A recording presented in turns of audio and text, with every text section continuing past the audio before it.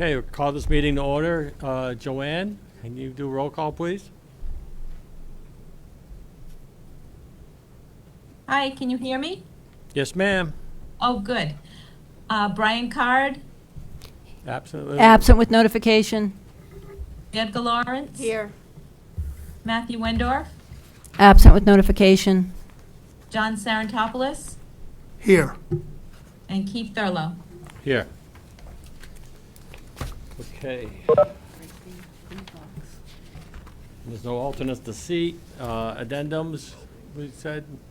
Yes, Mr. Chairman. Ken Slater, Town Attorney. I just wanted to comment, both for the benefit of the Commission and the public. There's obviously a site plan and a special permit matter that's on the agenda this evening regarding Frito-Lay. That does not require a site plan. The site plan does not provide for a public hearing. And your agenda has a provision in which things that are not subject to the public hearing, the public have the opportunity to comment on. In speaking to the applicant's counsel, the applicant plans on presenting the project as a whole, which makes sense. To take just the special permit in isolation doesn't make a lot of sense. And once you talk about the site plan during deliberations, you, in that matter, can have a dialogue with the applicant, and the public, would have only had an opportunity to speak during the opening portion of public comment. So because the applicant is going to comment on the site plan in general and the special permit, for those folks who planned on speaking about the site plan at the early part of the agenda, they'll be free to do that during the public hearing, because the presentation is going to talk about the project as a whole. So for members of the public that were planning to get up, if you plan on staying here for the public hearing and you want to be able to make comments about the site plan aspect, you certainly can do that. And at least that's my recommendation to the Commission, in light of the fact that the applicant is going to be commenting during the course of the public hearing about the entire project, not just the special permit element. The other thing I wanted to comment on, and first of all, before I go on to the second thing, does that make sense, Mr. Chairman and members of the Commission, to do that? Sure. And that's really a guidance to the public if you wanted to wait, and if you thought the only chance to speak on the site plan was during that first public comment session. In fact, you would be able to comment later. And actually probably would encourage that if you're going to be around, because I think it would be more sort of a coherent presentation for members of the public. The second thing is, I haven't had an opportunity to review it. It was just, I think, received by staff today. I came in this afternoon. I was out of state and just started looking at it tonight. But there's a notice of intervention in the special permit procedure that was filed by attorney for the Alexander Lake Homeowners Association Incorporated. And I haven't had an opportunity to review that against your regulations, but what that is part of is the Environmental Protection Act, and it's intended to give people a voice, sometimes called little attorneys general.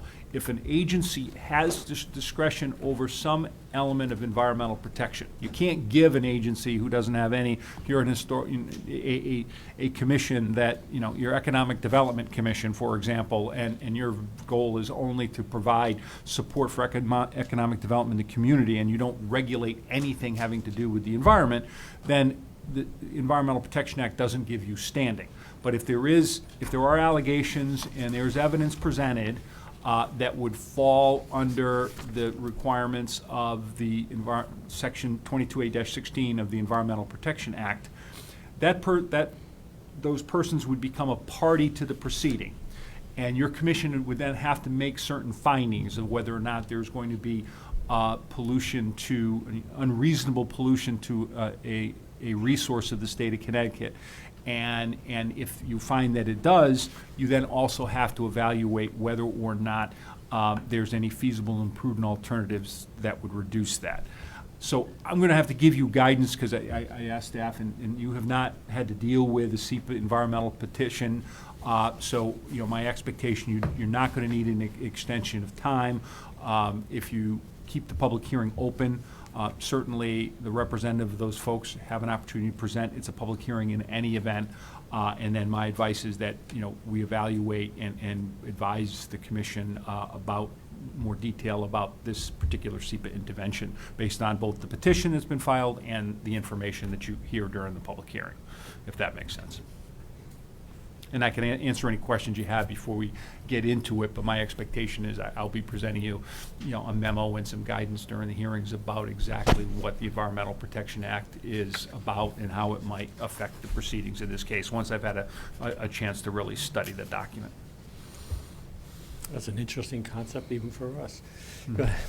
Yes. So just to clarify, your advice is that this hearing does not get closed tonight. We maintain it, we keep it open until at least next month, correct? Yes, and I think the applicant is likely having just, and I can't speak for the applicant, but having this petition just having been filed today, my expectation is the applicant is going to ask that it not be closed to have an opportunity to respond for information that comes in tonight. But I think we can cross that bridge when we get, after everyone speaks. That's, I think, when you'd make a motion as whether or not to close it. But I'm very confident that when we get there, I'm going to be advising you to keep it open. So can I ask a question? Is there any aspect of this project that would have to be reviewed by the DEEP for the state of Connecticut as well as the EPA for the feds? I can't speak to whether there are aspects of the project that does, but it would not affect your proceeding under your regulations. Whatever other agency approval that they might have to get, they have to get that. But this has been filed and gets processed under your regs, and the legislature has given this additional tool to citizens in instances in which an agency has some authority over an environmental resource to have this sort of heightened burden to evaluate environmental impacts. So, but there are some instances where zoning commission's regulations, I handled one not long ago, where commission's regulations were very broad about, on a special permit, they could consider all environmental considerations. Well, that opens the door for an intervention petitioner to present information because the commission has given itself discretion in a special permit to look at that. I'm not certain whether your regulations do that. If your regulations don't have provisions in there that deal specifically with environmental protection, environmental resources, then maybe a SEPA petition is inappropriate. I can't speak to that yet, and part of it will be guided by the evidence that I think you'd hear during the public hearing. Thank you. Just for the record, can I have your name again? Just so I don't It's call Ken you- Slater That's right. of Halloran and Sage. And just for the record, Mr. Chairman, Brian Card signed on at 7:11. Yeah, I see that. Recording secretary, please put that down. Okay. Any other agenda addendums? No. All right, citizens' comments on items not subject to a public hearing tonight? Anybody?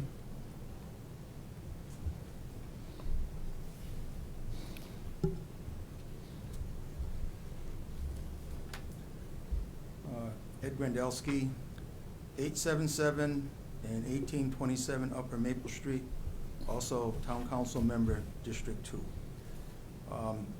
Back in March or April, Frito-Lay Management gave a presentation to the Town Council and another to the Lake folks about the expansion at Frito. I thought it was a nice gesture to be upfront with the concept for the expansion, that everybody was aware that something was going to be going on, nothing would be hidden. As part of that presentation, there were photos taken from various locations on Upper Maple Street toward the Excuse me, plant. Ed, can I hold? Were we going to put all this off to the meeting, to Well, the? if it relates to the site plan, then technically a person has the ability to comment on the site plan. I was encouraging the public to hold off and any comments, whether it be on the special permit or the site plan. Again, Ken Slater for the record. I was encouraging that anyone who wanted to speak regarding the site plan, who would ordinarily be able to, under public comment, to hold off to the public hearing.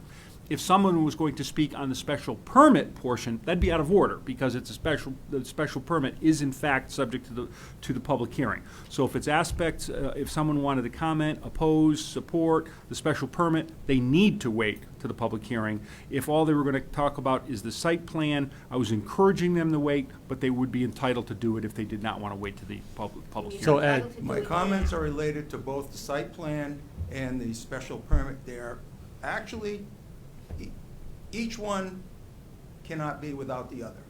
so Then that should be deferred to could the I public ask you hearing. to wait until the opening of the public hearing, because this is just citizens' comments about, Well, that's why I didn't want to lose my chance at. no, I they've want already, to follow the rules, and I, I don't think the rules are followed. That's why I'm up here. I'm Okay, appreciate- no, this is good. All right, no problem. appreciate- I'll wait for that. Thank you. okay, anybody else would like to speak to things that might not be brought up, might be brought up later? I get it. Okay.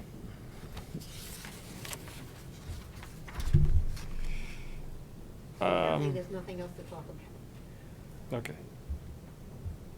Anne Marie, you want to go over the public hearing, public comments here? Do we need to post it so that people can call in, or? If anybody in the, outside of this meeting room wishes to take advantage of the public comments, we are asking you that you join by phone and that you dial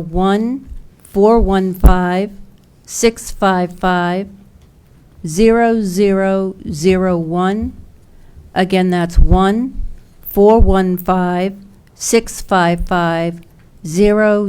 1-415-655-0001. And use the access code of 2630-464-6455 when prompted. Again, the access code is 2630-464-6455 when prompted. Thank you. Okay, zone map change application number 21-1274 Weld LLC, CGCT Killenly LLC landowner, 543 Warrigan Road, GIS map 262, lot 20, general commercial zone. Application seeks to change the zone of the subject real estate from general commercial to light industrial. Applicant requests to withdraw the application without prejudice and submit a revised application for 11/9/21. So do you want a motion from me to? Yes. I would make a motion to enable it to be withdrawn without prejudice. And a second. Well, I'll second the motion. Okay, motion by Verga, second by John. Any further discussion? All in favor, say aye. Aye. Brian? Aye. Okay, that's withdrawn. And So thank you that very vote much. was 4-0 then? Yes. Mr. Barrett, thank you. And does it need to be, we need to vote on the resubmission now? The Or- resubmission is farther down, under Okay. new business. Special permit application number 21-1273, David Code, Frito-Lay landowner, 1886 Upper Maple Street, GIS map 62, lot 53, 94 acres, industrial zone, for a portion of proposed building addition that will exceed the maximum height of 50 feet for said zone, with a proposed height of 86 feet, 8.5 inches. Yep. Okay, you're going to speak to this application? Or you two are going to speak? Light has to be on, please speak into the mic. Good evening, Mr. Chairman, members of the commission. My name's Joseph Hammer. I'm a lawyer with the law firm of Day Pitney, here representing the applicant, Frito-Lay. And I guess before I get started, I was just going to hand a couple things to Ms. Aubrey. I've got some resumes of the people you'll be hearing from speaking tonight, some of the professionals. I also have copies of two wetland letters that are relevant to this application, and then I've got a copy of really a summary of the remarks that I'll be making. So if I can. Okay, just for public information, since this is being handed tonight, and the hearing will continue till at least December, these will be up on the website tomorrow morning. And for the record, you are Oh, this is David Cody from Haskell, and they're the project consultant. You're going to hear from a number of different people from Haskell this evening. And before I forget, if I could ask if I could obtain a copy of the filing that Attorney Slater referenced earlier, because I haven't seen it, but would welcome a copy. So with me tonight, some speaking, some not, but Roger Giesek from Frito-Lay, who's a senior project engineer, is with us tonight. Sil Quinga, Frito-Lay Director of Engineering and Maintenance for the site, is on the Zoom tonight. Mr. Cody, as I mentioned, from the Haskell Company, is Design Director and an architect. Brian DiTolo of Haskell's here, Project Director. Greg Smith, Electrical Engineer, who you'll hear from. Stephen Cole, Civil Engineer, you'll hear from on Zoom. And Kevin Crump is here. And I think Scott Hesketh will be here as well, the traffic engineer. And I'll note that we submitted previously copies of the relevant site plan and special permit regulations with statements for each section as to why we believe the application complies. So just, I'm sure you all know this, most of this, but the existing Frito-Lay plant manufactures snack food. The processes are manufacturing, storage, and warehousing. It's been in operation for about 40 years. It started about 40 years ago. It's on about 94 acres, over 500,000 square feet of building currently. And it's located in the industrial zoning district. And in that zoning district, this type of manufacturing, warehousing, and storage use is allowed as a matter of right, subject only to site plan review. And I also just wanted to mention that the facility incorporates a number of sustainability measures in its operations, including recycling, zero-emission forklifts, use of an on-site electrical cogeneration plant, energy-efficient roofing system, water conservation, and LED lighting. And we're pleased to be able to tell you that we think this project will be of great benefit to the town. It will bring additional jobs to the town, a significant number of jobs, and it will bring revenues of various kinds, tax revenues, for example. In terms of the overall project, the overall expansion, I also just wanted to mention to you, you've previously dealt with a couple earlier phases of this expansion going back into the spring, and I just wanted to briefly identify what those were. The first was a site plan application for the expansion of the south trailer parking lot, referred to as the South Lot. That was approved by this commission on April 19th, 2021. In addition, there was a site plan application for expansion of the trash, recycling, and receiving dock for a small building in the electrical yard, improvements to the stormwater management system, and other site improvements, and that's referred to as Phase 1. That was approved in June of 2021. The application in front of you tonight we refer to as the Phase 2 application. It proposes construction of an additional 278,000 square feet of building area, which will be made up of about 190,000 square feet of manufacturing space and about 88,000 square feet of storage and warehousing space. Included in that number is about 11,000 square feet of building area that's associated with an extension of the manufacturing building addition 40 feet further to the south than the plans that were originally submitted in August. Since the initial submission, it was determined that as a result of operational needs, they needed to go an extra 40 feet to the south. And again, that adds about 11,000 square feet, which is in the total that I gave you. There'll be about 172 automobile spaces added, 2 new manufacturing lines will be installed in the new space with room for a future potential 3rd line. And about 119 trailer spaces will have been added to the site on an overall basis upon the final completion of the project. Back in August of this year, the wetlands authorized agent issued an approval for construction activities within the 200-foot upland review area associated with this Phase 2. And on November 4th, the wetlands agent issued a letter and determined that the 40 feet extra to the south is outside of the upland review area. It constitutes a minor modification and requires no further application. Those are the 2 letters that I submitted a moment ago. In terms of the application that's before you tonight, as Attorney Slater alluded to, there's really 2 parts to it. Part 1 is a site plan review, and that's for the additions to manufacturing, warehouse, storage, site improvements, and other work on the site associated with the Phase 2 expansion.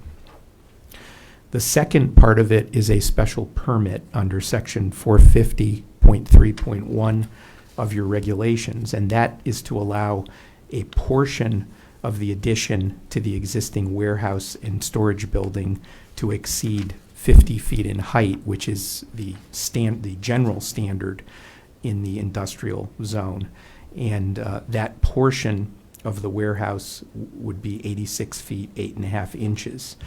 Section 450.3.1 allows you by special permit to allow height beyond 50 feet in the industrial zone, and you've done that previously with this facility for the existing warehouse and storage building. Of the 88,000 square feet that are being added to the warehouse building, only about 23,500 will exceed the 50-foot standard. And that building, which is referred to as the Automated Storage and Retrieval System, ASRS, will have a multi-level storage rack system, and will be connected to a portion of the existing warehouse, which is approximately 77 feet tall.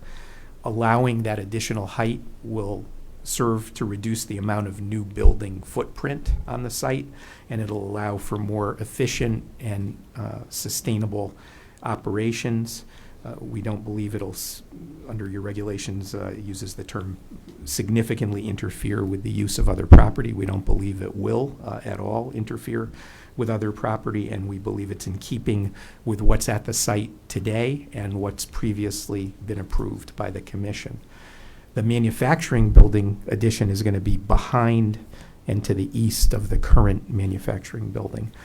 And you'll hear more on this, but I'd point out that the proposed building setbacks from all of these additions are substantially greater than what's required by the zoning regulations. I believe on the west, towards the lake, the minimum setback will be about 650 feet.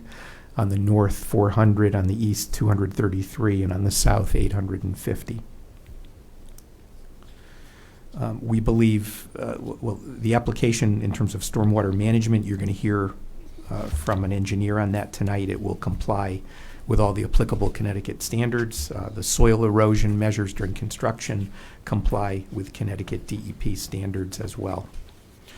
On the western portion of the site, the existing automobile parking lot, we're proposing to extend that further west.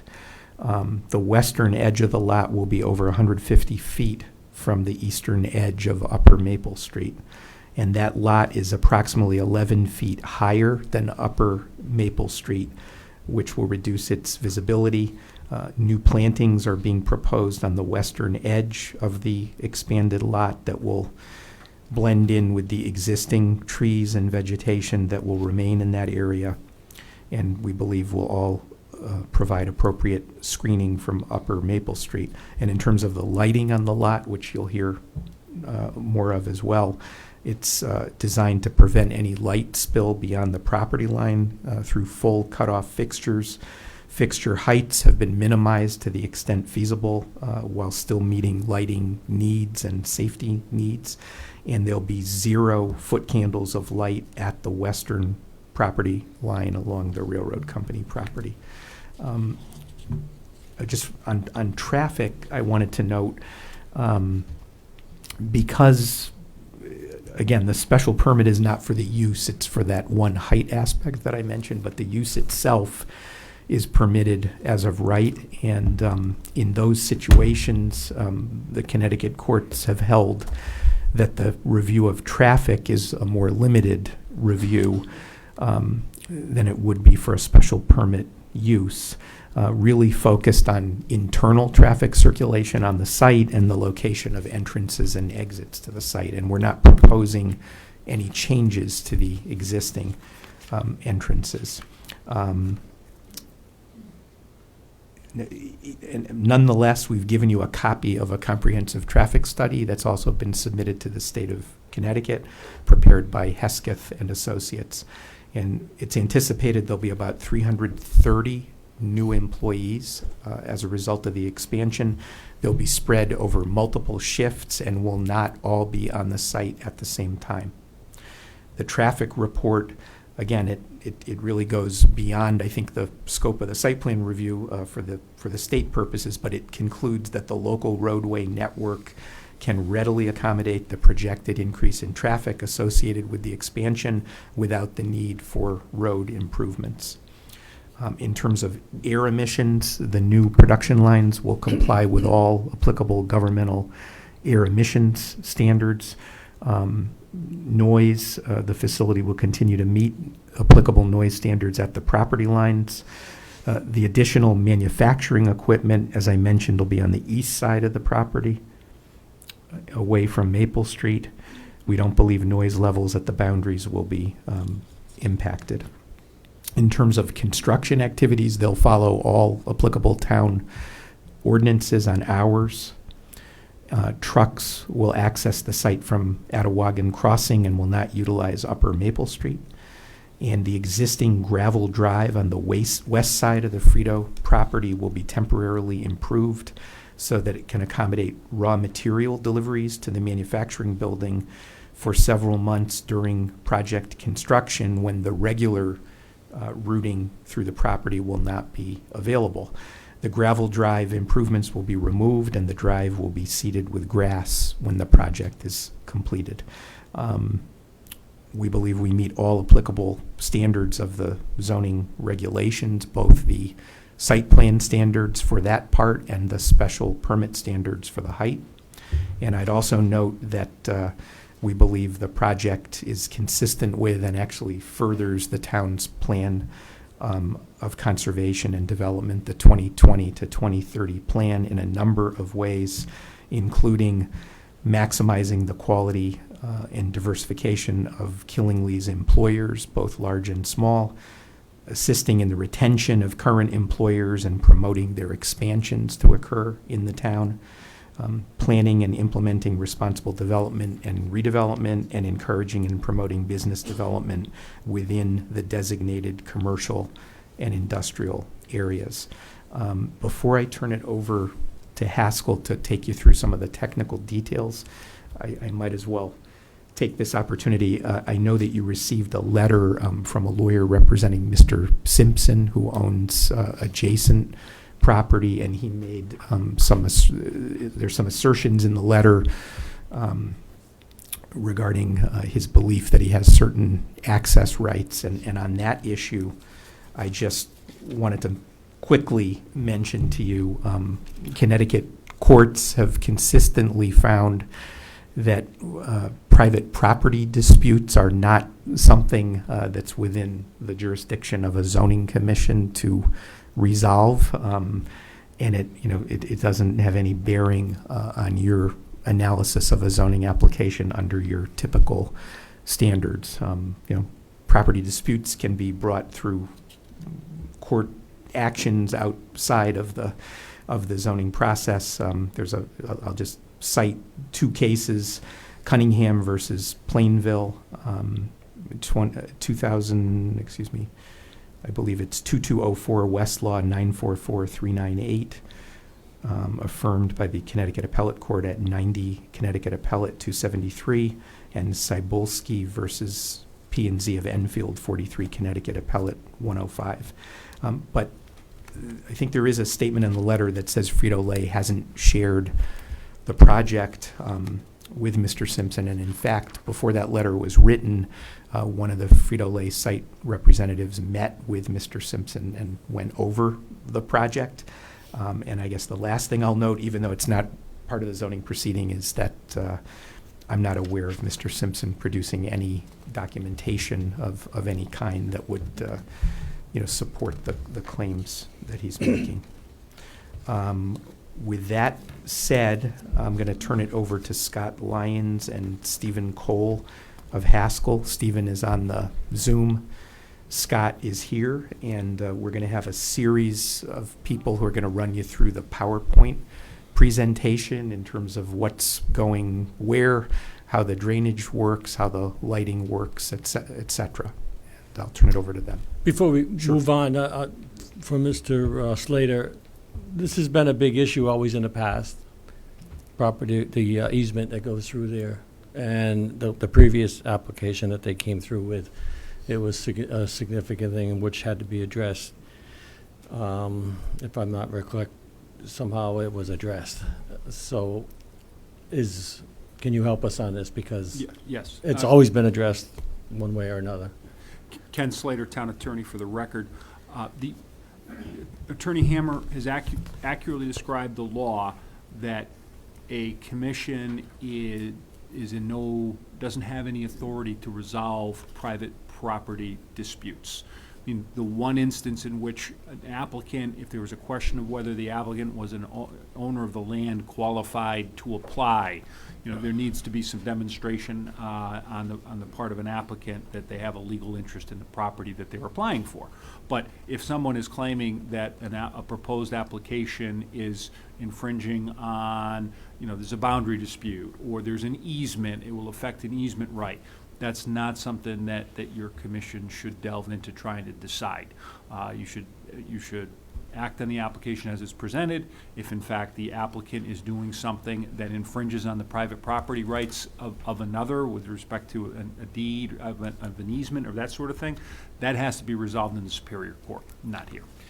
No, we've never gone that far, but we've always had the issue of ownership of a property of an applicant, making sure that they have ownership. And I think even the application makes statements of that. And under site plan review, it requires to name all easements and owners, I believe it is, and rights of ways. Right. And So you're- that doesn't apply? is Well, what no. you're saying? If the applicant is required to show ownership, the applicant is required to show on plan where easements are. In a normal site plan, you'd see CLMP, or Eversource easements and the like on there. Yeah, that's something that has to be required. But if the applicant disagrees that there's an easement through the middle of their property, and a private property owner says, oh, yes, there is, no, there isn't, yes, there is, you folks don't delve into that. Right, but we still act on it, is my question, because in the past, we have not. You've not acted, I want to make sure I understand that. Once the application, if an application came forward and there was a question of ownership, we have not acted on that until we knew that we were acting on what was legally theirs. That was always the point. Yeah, no, that's appropriate. If an applicant, if there's a question about whether an applicant has a legal interest in the land, that they have that basic showing that they're the owner. But if the dispute, let's say that there was a corner of a site plan, and the applicant says, that is my land, presents a deed, a neighbor says, well, you're misinterpreting that deed, or a neighbor says, I've acquired that land by adverse possession because I've been using it for more than 15 years. You don't delve into that. But the basic showing, if there was someone who was saying that there is an assertion that the applicant has not, doesn't own the land that's the subject of the application, or, that kind of requirement that they show that they have standing is appropriate. You can require them to do that. But it sounded like from the letter, the way I read it, is there was an assertion that if the applicant does what he wishes to do and expands it, it's going to infringe on a right-of-way. That's how I read the letter. That while we reached an agreement relative, this is the letter, the November 10, 2021 letter from Mr. Trupa. We reached an agreement with Frito-Lay. Phase 2 of the expansion imposes new obstructions on his right-of-way, essentially negating it and eliminating any safe access obstructions to his property. To date, Frito-Lay has had no discussions, et cetera, et cetera. So if there's an assertion that there's an impact on an easement, and the applicant disagrees that there's an easement, that's something that needs to get sorted out with the Superior Court, not here. I may still be But not understanding the the question. board wants to be sure that they can move forward hearing the rest of this, even with this assertion being made by Mr. Simpson and his attorney. They want to make sure that they I can mean, move is- forward with this. We've been through this before, and that's the only reason I bring this up. And there is, even still on these drawings, the easement's laid out there in the drawings. I think the last application, when we did the parking lot, they modified the parking lot so that easement could still exist. The answer to proceed is yes, you would proceed with the application. And in light of what happens during the hearing, the applicant might acknowledge that this person, as of what I heard from Attorney Hammer, is that there's been no evidence presented to Frito-Lay that this easement exists or it's been adversely impacted. So I don't read the letter as questioning Frito-Lay's ownership of the property that they're seeking to develop. So the challenge, as I read this letter, is that if they went ahead and developed their land in that fashion, it will impact a safe access or obstruction to a right-of-way. And the applicant said there is no right-of-way. So I don't see this as challenging the ownership of the land, and I don't see any reason why it wouldn't proceed. Okay, I'm trying to cover my bases, that's all. I don't want trouble. I Understood. know what we've historically done, and it's always been an issue, so. Before I turn it over to Haskell, just one more thing I wanted to mention as well. Frito-Lay, did engage in discussions with the Lake Association going back to August. I spoke with their lawyer, on numerous occasions, and we attempted to understand what concerns they might have and see if we could try to resolve those concerns or make them feel more comfortable. Unfortunately, I think we're not in a position, to be able to stand up and say that we have, but I just wanted to let you know that we did try to, and provided them with certain information, along the way as well. So there were discussions I along think those we're lines. talking, I think you're addressing this easement? or No, is the that Lake totally different thing? Association, sorry, Okay. Lake. I'm just making sure. Yes, I'm trying to be clear. okay. Okay. So I guess Go we're ahead. going to Scott and, Okay, so we'll go ahead and jump into the PowerPoint. Please speak into the microphone. oh, here. Let's see. Here you go. Yeah, thank you. David Cody, going to talk through the PowerPoint presentation here. There'll be three parts. Can everybody hear me okay? Can everybody hear me okay? Is that better? Great, thank you. We'll walk through here the PowerPoint presentation. There'll be three parts to it: civil piece, electrical piece, and an architectural piece. With that said, Stephen Cole is not here, but Stephen, could you go ahead and walk through the civil and site piece? Stephen, are you on? Stephen? Cole. He's speaking, but we're not hearing him. Stephen, if you're talking, we cannot hear you.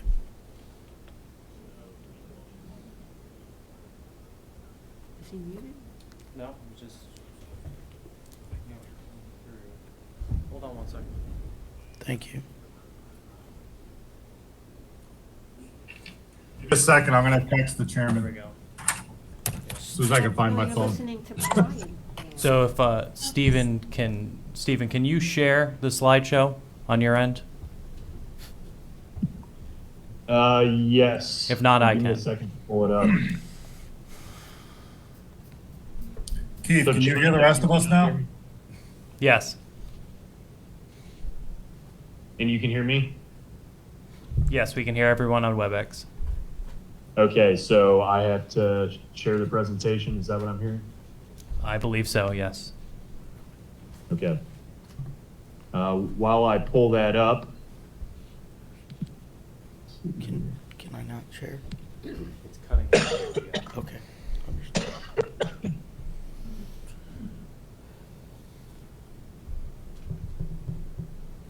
it's opening. If needed, I can share it here if you want to go through. Okay. Might be better. Okay. Can you guys see my screen and We- hear me? We can now. Okay, perfect.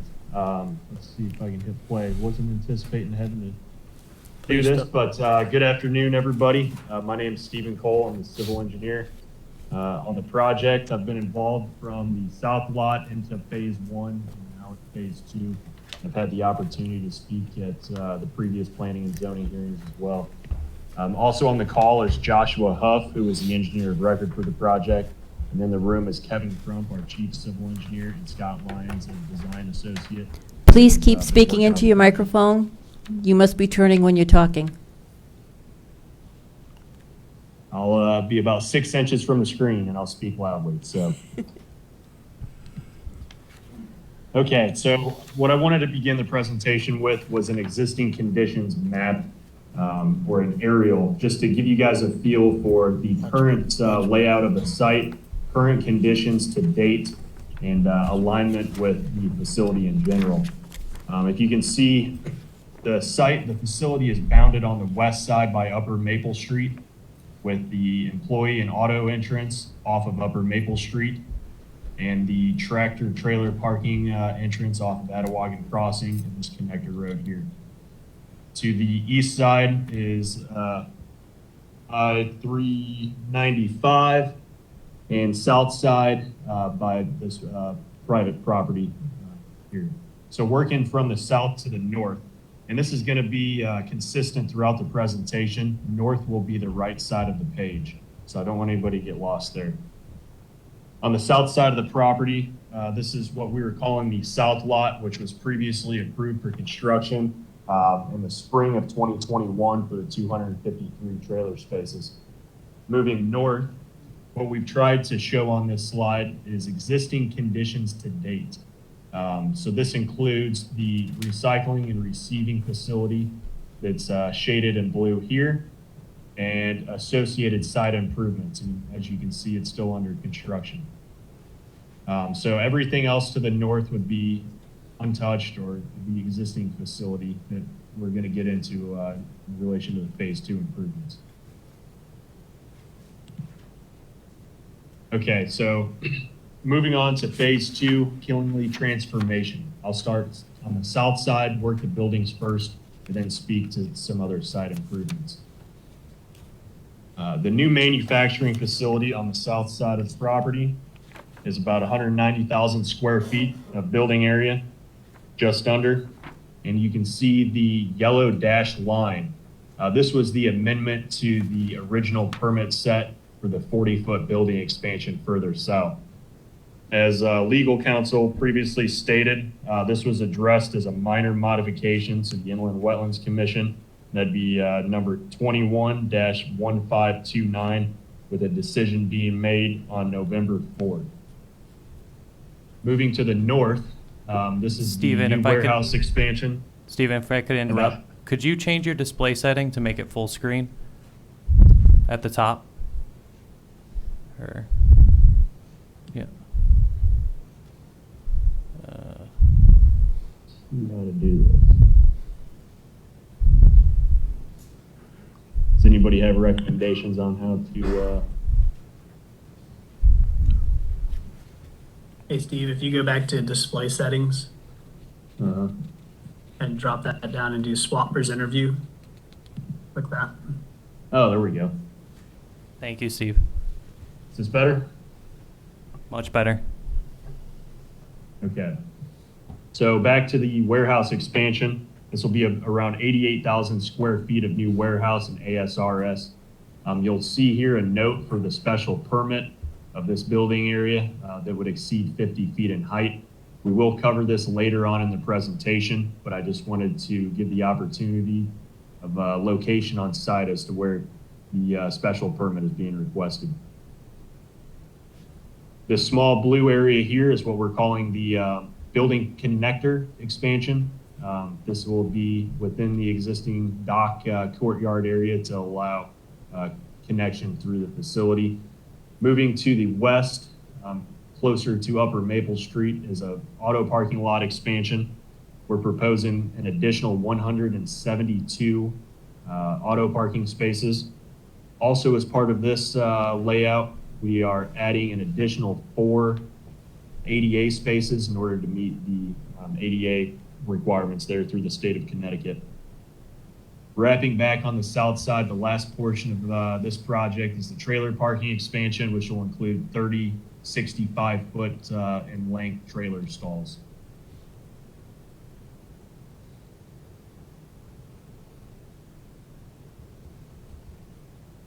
So the third slide here, I wanted to briefly touch on the overall drainage basin for this project. So what I'd like to do is start once again south and work my way north. The red area, which is labeled D8 Upper, is a master planned basin that was designed and permitted as part of the South Lot project. So as part of this, we included all impervious area, drainage features, conveyance, and everything was taken into account with the South Lot design and permitting.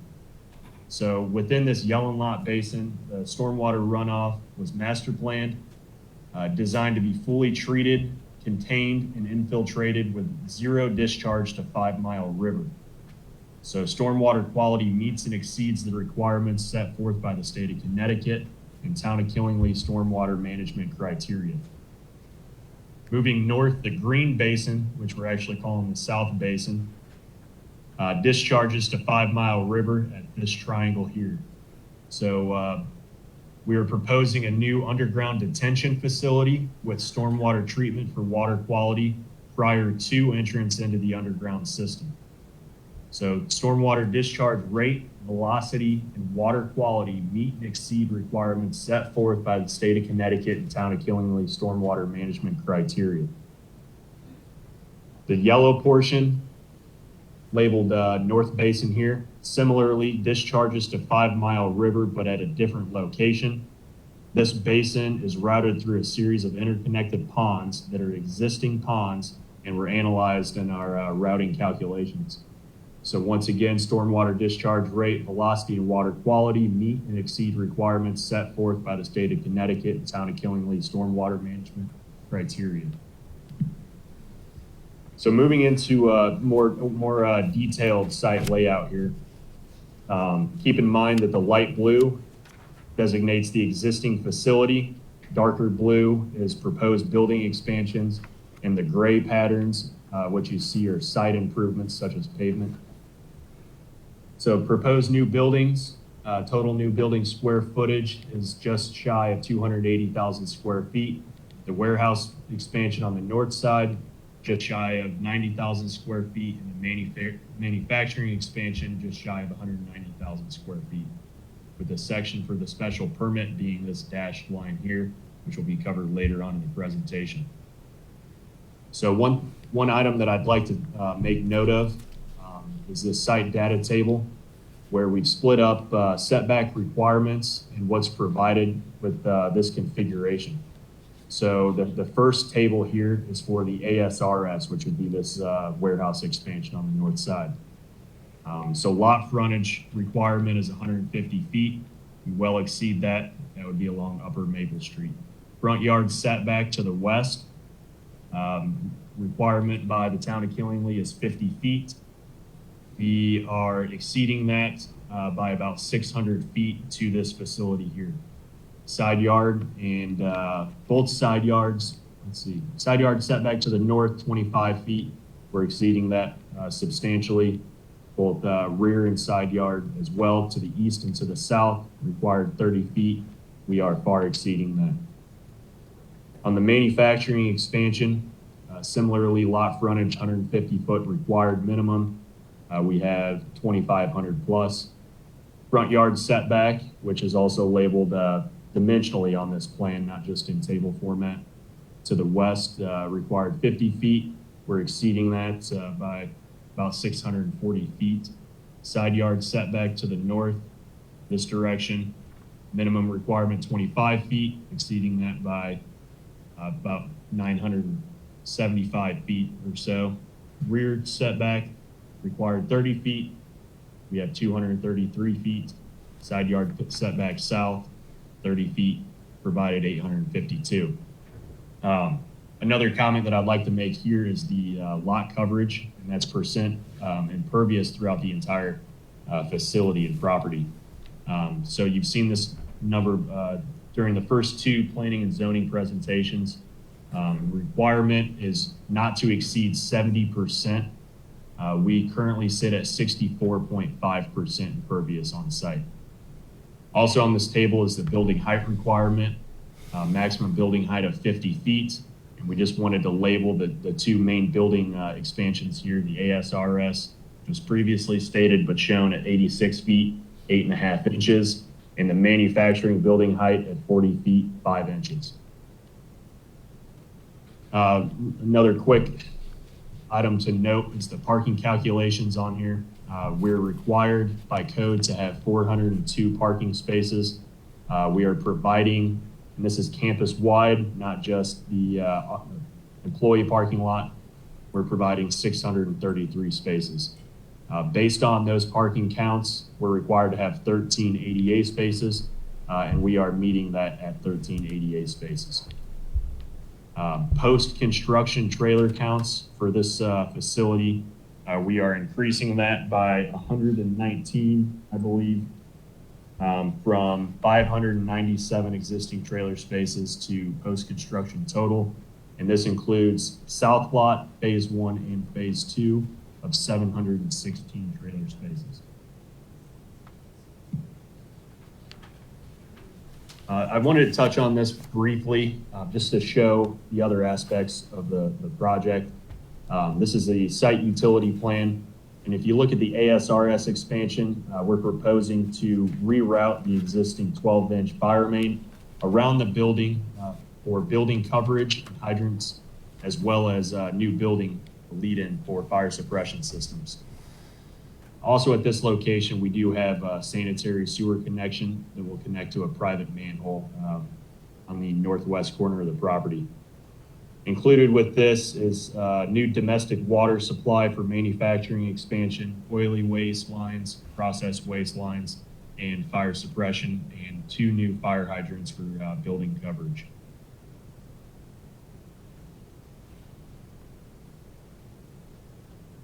Moving on to grading and drainage, we'll start at the south end. This is the new manufacturing building. I always like to mention the grading here for a couple reasons. Main being to describe the finished floor elevation compared to any base flood elevation. So manufacturing facility matches the rest of the existing facility with a finished floor elevation of 283 feet. Base flood elevation in this location is 254 feet. So we're well above that FEMA base flood elevation. Moving adjacent to the site,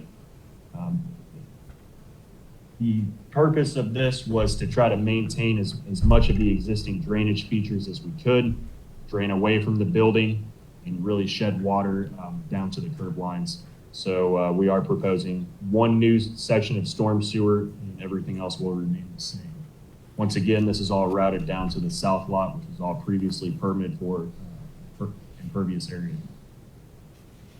Moving to the north, once again, the new warehouse expansion in ASRS, as well as the connector expansion, have finished floor elevation of 283 with varying grades along the building. Dock faces are 41 inches down on either side, and we're sheet flowing away from the facility and capturing an underground storm sewers. Once again, this portion of the project is routed to the 3 interconnected ponds on the north side. So moving into the auto parking lot, I'd like to first start by showing the underground stormwater detention area. These are ADS chambers, all below grade vaults for stormwater retention or detention, and is controlled by an outlet structure to mitigate pre-post discharges. Prior to entrance into the underground system, we have a hydrodynamic separator to capture 80% of total suspended solids, oils, greases, contaminants. It's designed for first flush, which would be 1 inch of rainfall over the contributing impervious area. Also on this slide, we get into the parking counts, which I've previously discussed, so I'll skip over that. What I wanted to make note of is the elevations. If you see these numbers here, we tried to do our best to describe the grading and elevation changes between the auto parking lot and Upper Maple Street.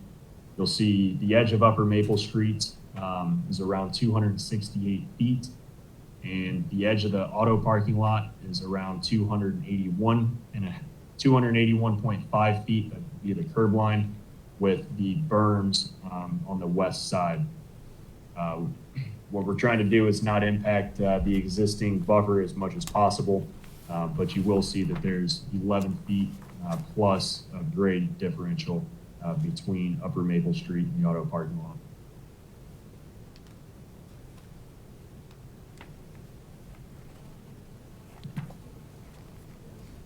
So this next slide is the landscaping plan that we've put together for the auto parking lot expansion.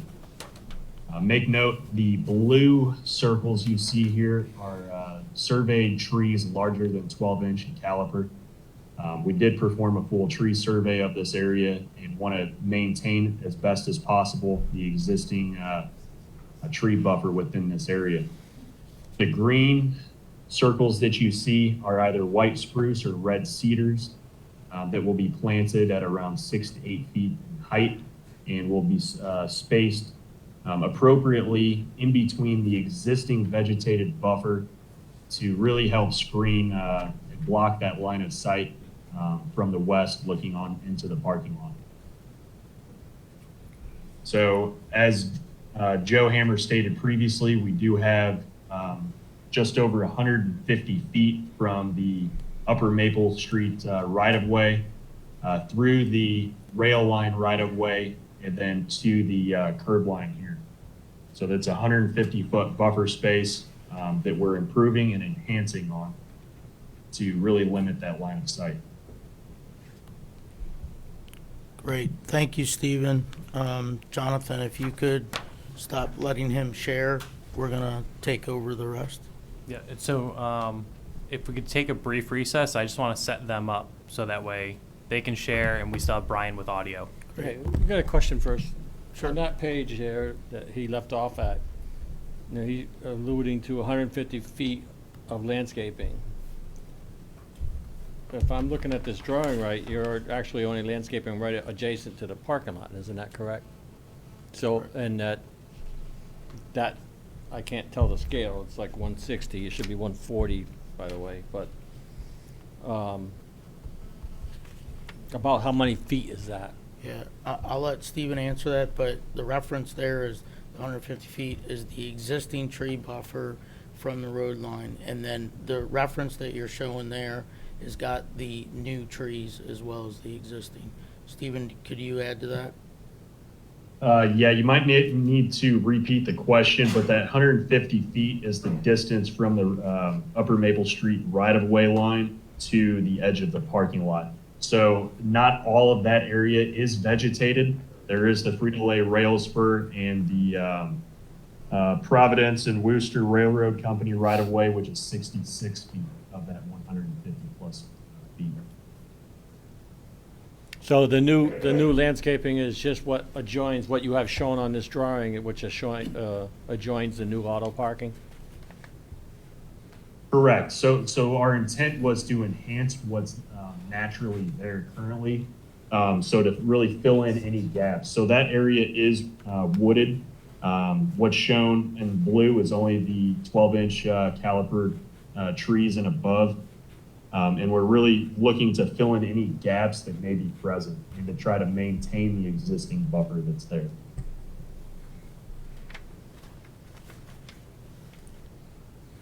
Okay. Can I ask a question? Sure. So my brain latched on to the 80% number that you were talking about, Stephen. And could you just explain that again? Because I'm not sure what it is, that 80% of what and. Very good. If you could just please speak into the mic.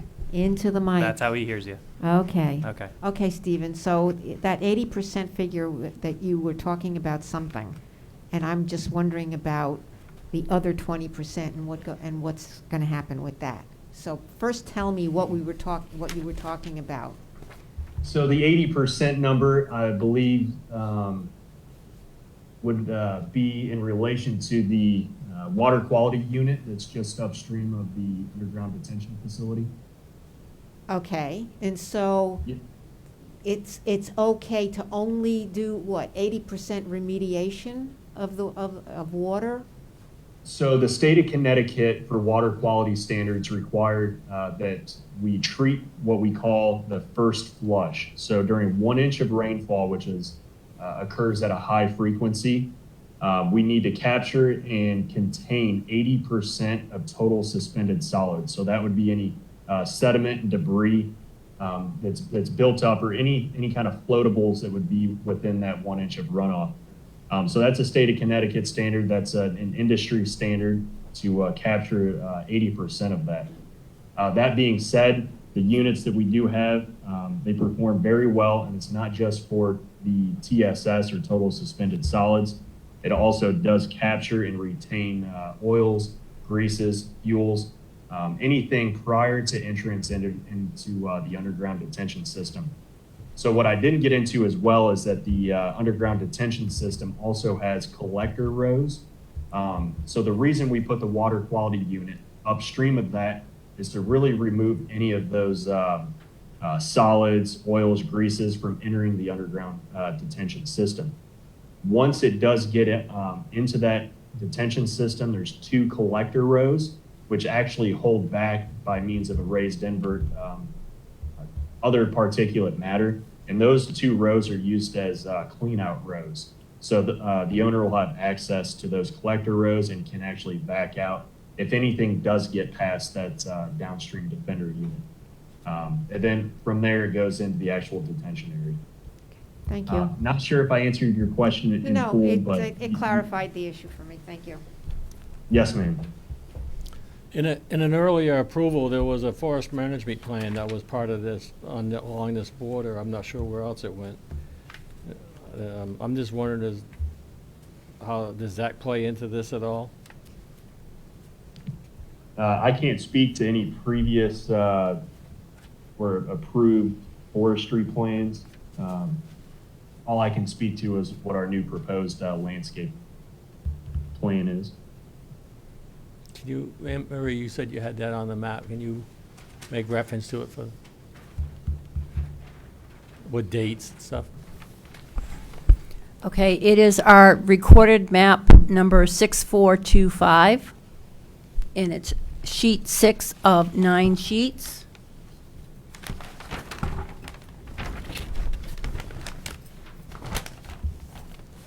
And I'll read what's on the map.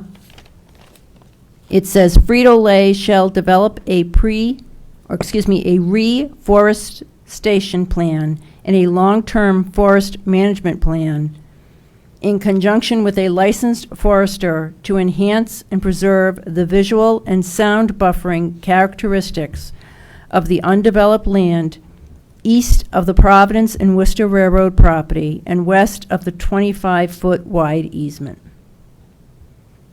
What was the date of the plan?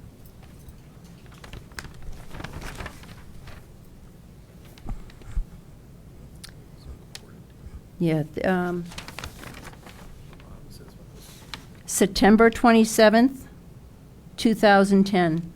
and it was recorded at 9:16.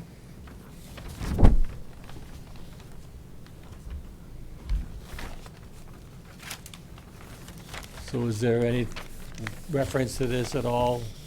I don't see any comments on your plans here, so I'm just asking. Is it-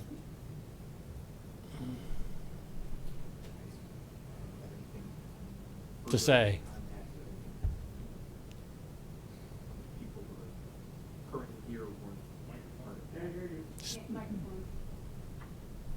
I don't have any more information for you on that one. I'm not sure if I think town staff has changed since then, and I think there's also different people at the company as well at this point, and I was not part of that. Can you make, can it be addressed at the next meeting? I mean, we said we were gonna continue this at some point anyway, right? Yes. I'm not We have sure. minutes of the meetings from March 15th, 2010, and April 19th, 2010, and we can make copies of those available to the Frito-Lay people. Thank you. And that That was my question. concerns with it. Yeah, John wants to ask them.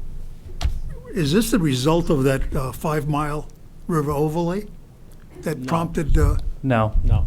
no? No. Okay. Speaker, one comment here. Kevin Crump with Haskell. Can you hear us? Okay. Kevin Crump with Haskell, civil engineer. Good evening, members of the commission. Just wanted to seek to clarify the statement regarding the forest management plan from 2010. We have no knowledge of any specific requirements for new landscaping with this site plan application. Therefore, what is being planted is being done in good faith. But there's a long-term management plan. Does it mean it just goes away? I'm trying to be obvious question. I think if we could get copies of the minutes and review them, we can try to respond to you at the next meeting, Okay. Mr. Chairman.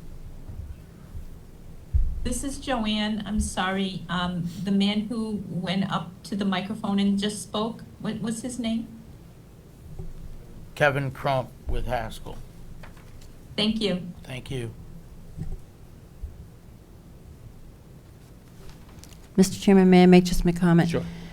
When we get to the public comment section, there are some things in here that it's already up on our website, and some people have found the recording sheets. So I would suggest that you look on our website, and we can also give you copies.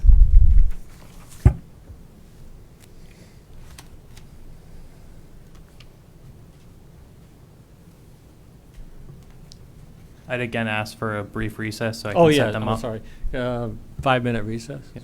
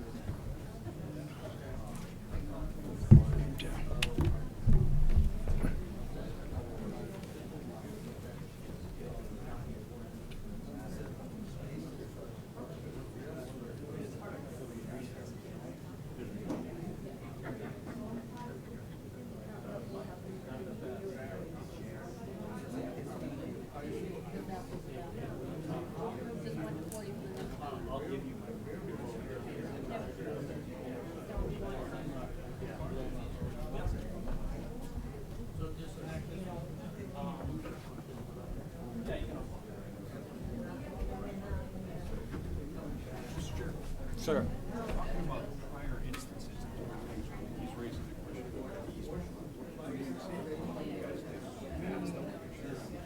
We wanted to act, no, we wanted to act, we would listen to the whole hearing, but we would not act on the application. A straightforward answer is, the encumbrances, and you had complete right to do what you were doing. That's what we did.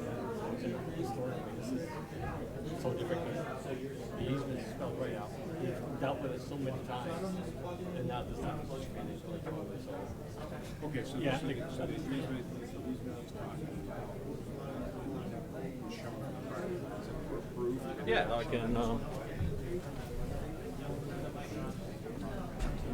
it's on this one as much as it is in this one. Particularly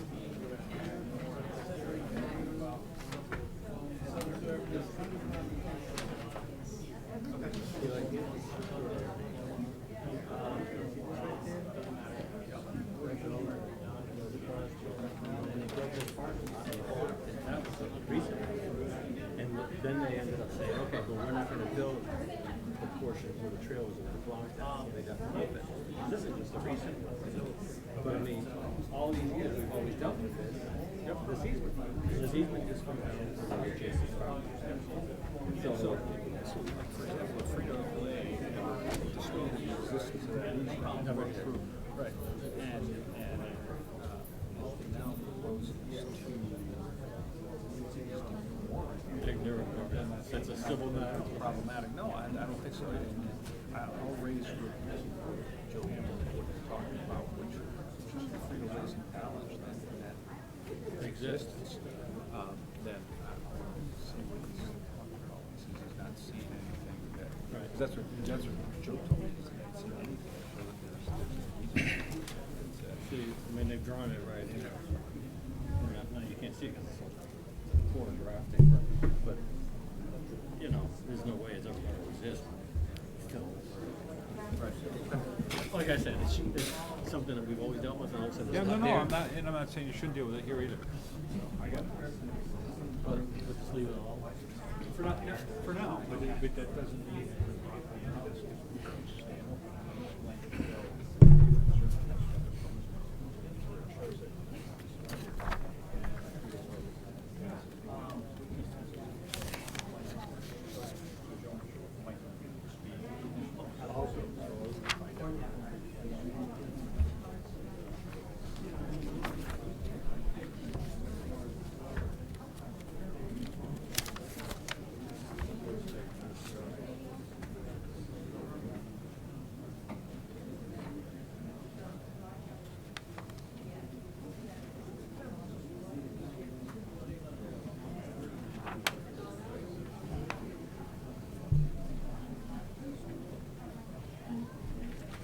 So how's John today?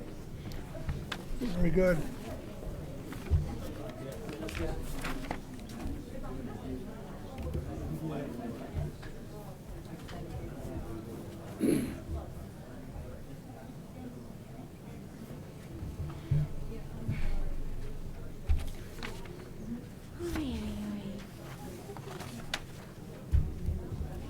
We about ready to move on, or Jonathan?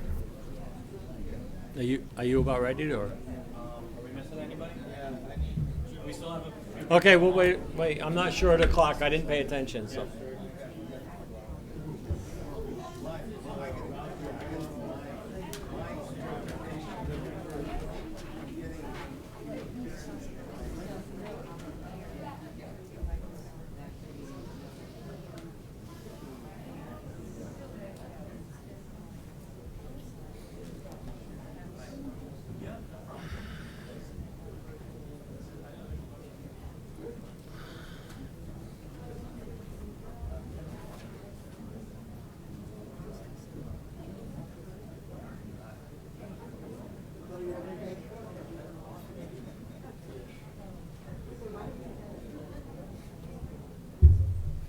I believe you're all set.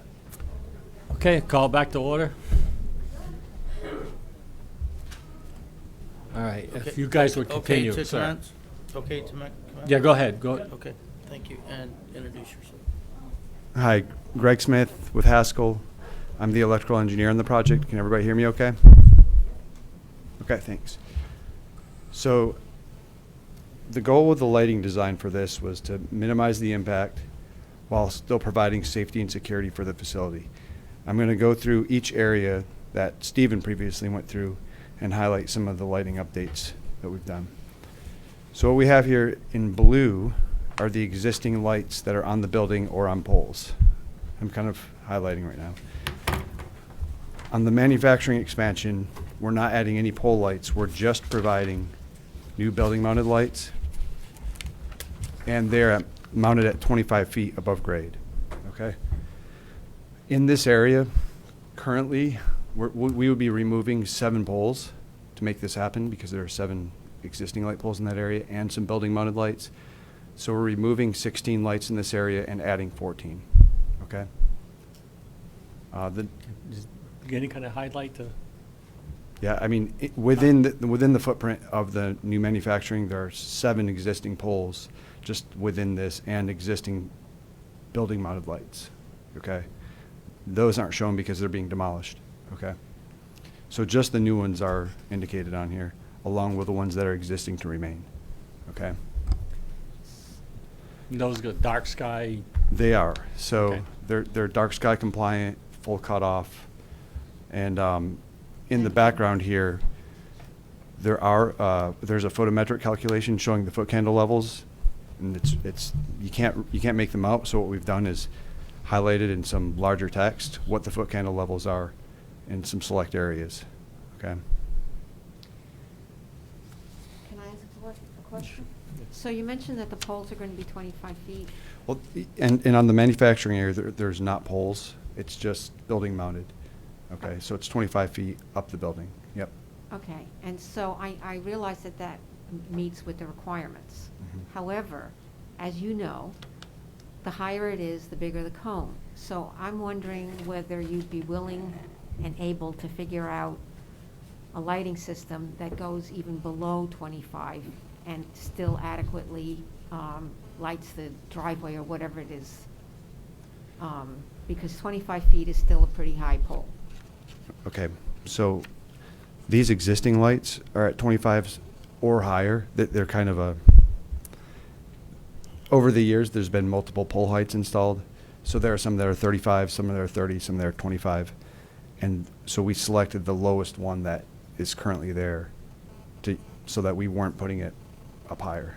Do you follow me? Yeah. Okay. If we put them lower, it really gets dark in some of the areas that we're trying to have the forward throw light get out to. Okay. So in order to meet the Frito-Lay lighting standards for site lighting for security and safety, it would mean additional poles in other areas. Okay. So we're trying to meet like that balance of not adding additional, right? Another thing worth mentioning in this area, some of the poles that we're removing are floodlights, which they're not straight down like this, they're angled like that. So those are some of the poles that we're removing. Okay. I'm going to go to the next slide. This is the warehouse area. Similarly, we're basically matching the lighting that's there. Same quantity, same heights. So right now on the existing ASRS, we would be demolishing the lights that are on this wall, okay, and on this wall. And there are some poles that are mounted in this area that we would also be demolishing. And then we'd be mounting these, same thing, 25 feet, which matches, is the same height or lower than the existing site lights that are mounted in this area, okay? For these poles, these are 34 feet. That's what's there now. So there's these 4 new poles that match what's there, just in new areas. Again, we show some of the foot candle levels along the perimeter. This isn't approaching anywhere near the property line, so we're not trespassing off of the site. 1 foot candle, 1.7 foot candles, 2.1. These are in line with what you'd be doing at a facility like this for safety and security. Okay. Next. Hey, Keith, question? Yes, go ahead, Brian. Yep, just going back to that previous one. So that's on the western property boundary, if I believe, correct? The western side of the Yeah, that's building? kind of northwest side of the building. Yep. Just out of curiosity, did you compare that lighting? You said it's exactly the same as on the existing building. Did you compare that lighting at the kind of the site boundary there where you're showing the foot candles to the previous lighting? Is there any difference? No, we don't, the light doesn't even approach the property line, and I can show that on the No, next I slide. understand it's not the property line. I'm asking at kind of the developed property line where you're showing the extent of the foot candle. Right. So there's existing lights that run along this drive here. Yep. So we're not contributing anywhere near what's already there. Does that make sense? It does. I'm just, maybe my question's not making sense. I'm just trying to compare the existing building lighting to the new proposed building lighting, see if there's any potential increase. I understand it's not getting to the property line or even beyond that, to that next lighting row. Right. So Because one of the questions I'll have later with the lighting and respect, and we learn as we go. I understand you're matching the existing building lighting, but one of the questions would be, was there any consideration into kind of, instead of going from inside out, kind of going from outside in from lighting? okay, I hear you. Like putting the lights out here facing in. Yeah, because you can obviously you can see the lights on the building from far, and I know that's probably one of the concerns of the neighbors. Even though the light, I'll call it pollution, doesn't go beyond the property boundary. But if we throw the lights in versus out, does that make any difference from your opinion? It does. We're trying to get the most light at the perimeter of the building, considering that's a food facility. Okay, so that is a Frito-Lay requirement to have light at the perimeter of the building so you can see anything that's trying to get in. It's true. You had to say that ridiculous sentence, huh? Okay. Any more, Brian? No. All right, thank you. Okay, so far we've just been kind of reconfiguring and relocating what's there. This is the expansion part. So in this existing auto lot, there are 12 light poles rather, and we would be adding an additional 8 light poles to light up this parking lot. Looking at the foot candle levels, and when we ran the calculations, we did it without taking any of the vegetation into account. We are at 0 foot candles at the railroad spur, certainly at 0 all the way along the property line. These light poles are 24 feet, or I'm sorry, the lights themselves will be mounted at 24 feet above grade, which is a little bit shorter than what's there. What's there now looks like it's at about 30. Okay. So this gives us an average of 1.7 foot candles for the new auto parking expansion, which is in line with the standard parking lot. In the truck trailer expansion, that's this area right here. Again, we're showing the existing lights. And these light poles are at 24 feet as well.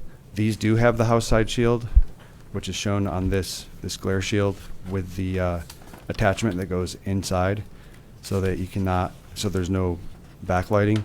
In this area now, there's a road that has existing poles that do not have this, so the light is existing. There's a lot more spill in this area.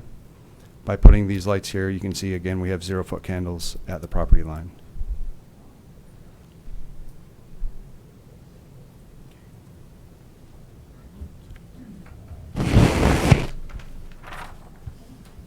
Okay.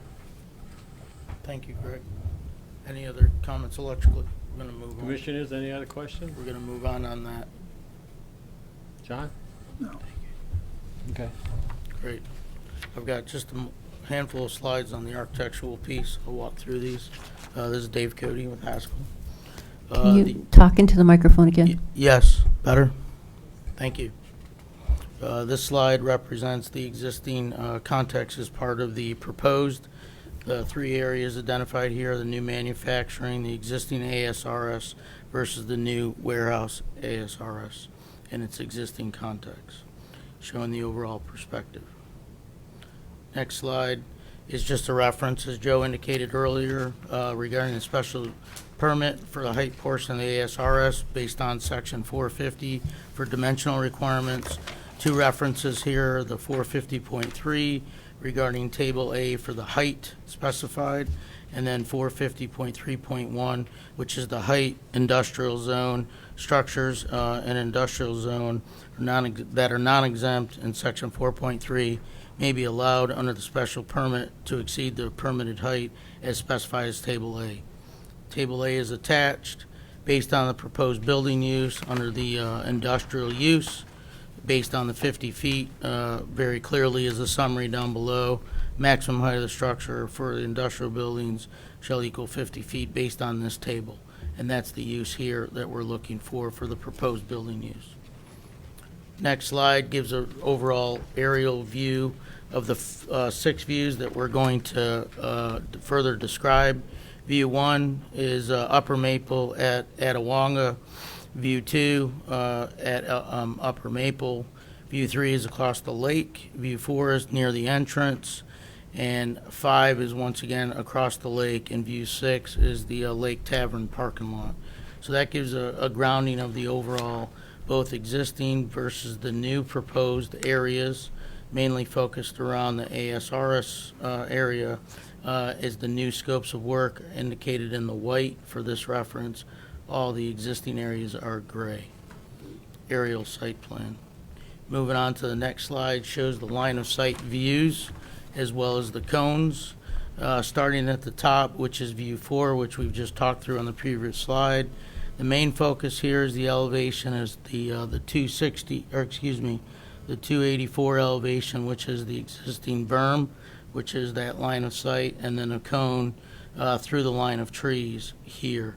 As we get into the proposed view, same view, looking at the berm with the new proposed parking lot, that berm is still to remain from Upper Maple through the tree line, as indicated. And then as you can see, the existing facility versus the blue new ASRS is shielded both through the from the berm as well as through the trees.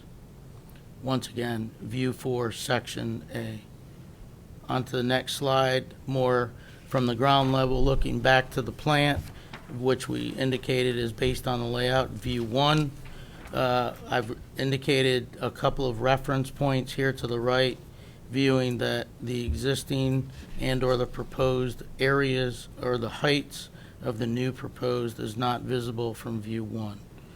View 2, from the front view, also elevations indicated based on the tree lines as well as the street view that you can see here is what we're calling view 2, not visible as part of that view 2 at that intersection from the plant. Moving on to view 3. This is across the lake section from a vantage point, heavily treed area, lake view, view 3, not visible. Working through view 4. Hold on. Can I keep moving? Gotta keep people quiet. Ask the audience just to please hold all your comments. Please hold. Thank you. View 4 at Upper Maple, looking back at the plant, elevation reference, plus or minus about 11 feet for the finished floor elevation. Once again, not visible from Upper Maple.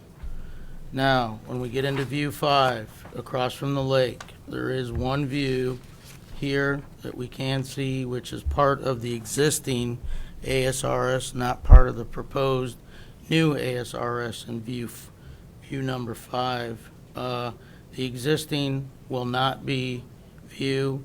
The existing shown here is the ASRS. There is, as you can see, 98% of the existing facility is shielded by the trees, except for existing peek through 2 lots, 2 existing residences that you can see the existing ASRS. Once again, view 5. Last view, view 6, is down at the, it's kind of tough to talk through some of the chattering, but I will work through that. All right, viewing. Please.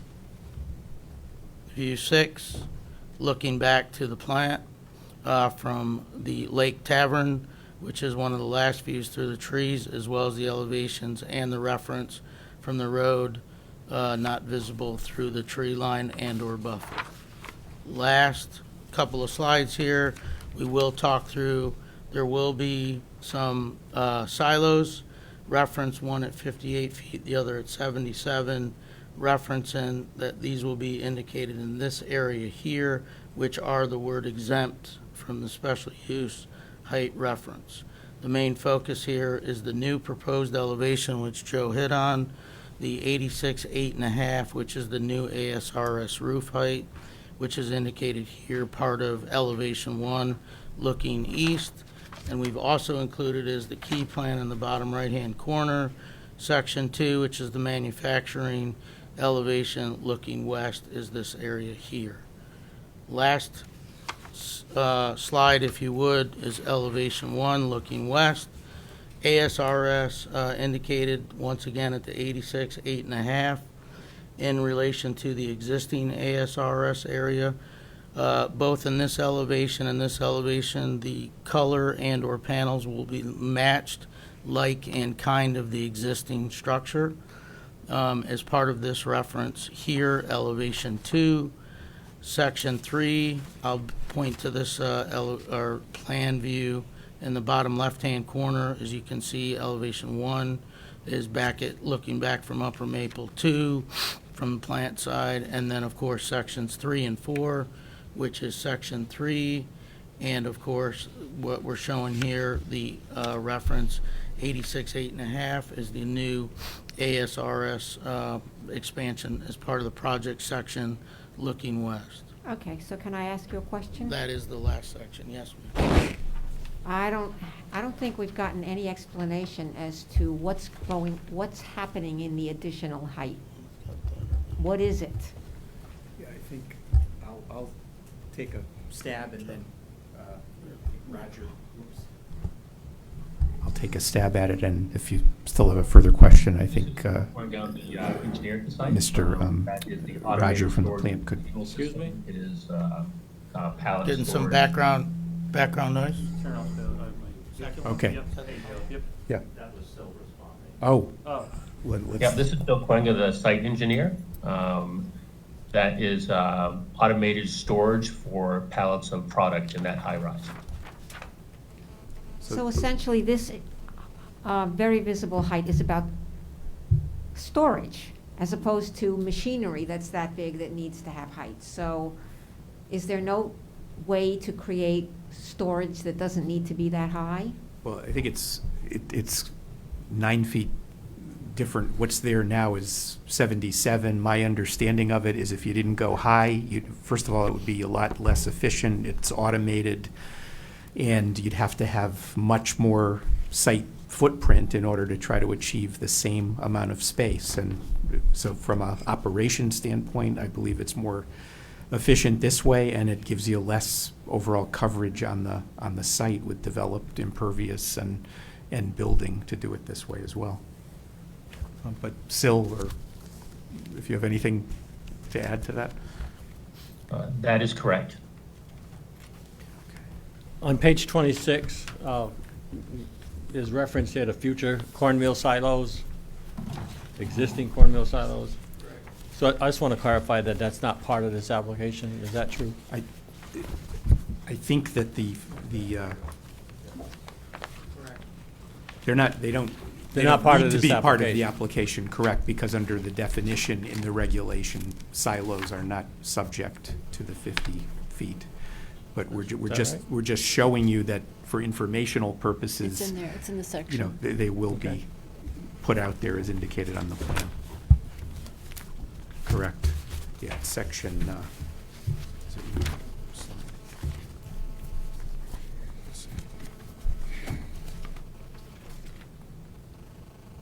And also difficult to see on this drawing is the new silos will be adjacent to our existing silos.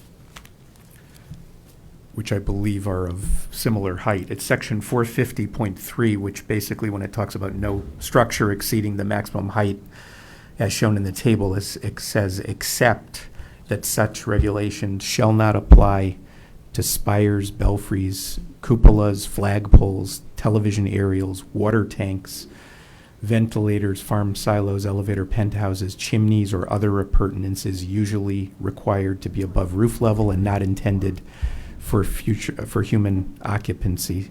And again, there are already multiples that are out there of that type and of that height. Okay.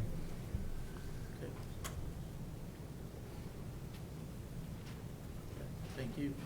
That's it? You're done? That's all we have.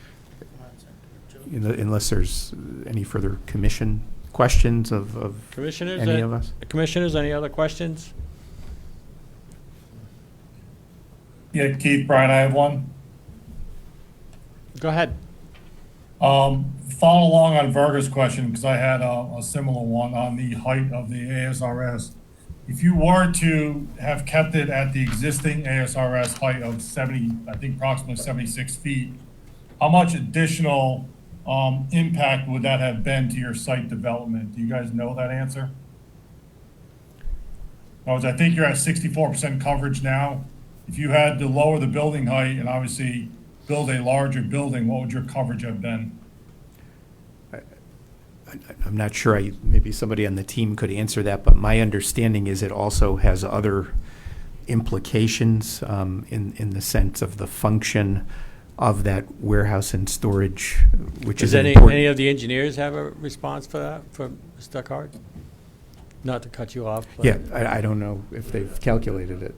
You'd have to completely redesign, the warehouse building and the way it's going to work, basically, is my understanding. So it's not just saying, let me take off the top level. No, You'd have to. understood. I mean, Right. we approved the last, I mean, I remember the last one coming through for the 76-foot height. Yep. And it was, again, for efficiency and automation of the warehouse storage, et cetera. So I assume this is a similar operation. It might be obviously slightly different because maybe it's a different automation going in, but I assume it's very similar to the existing ASRS building that you have.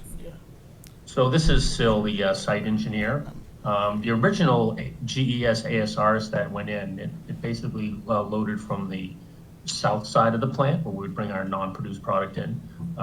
This new ASRS will be discharging out the north side of the facility, and it'll have additional input doors on the south side of the facility.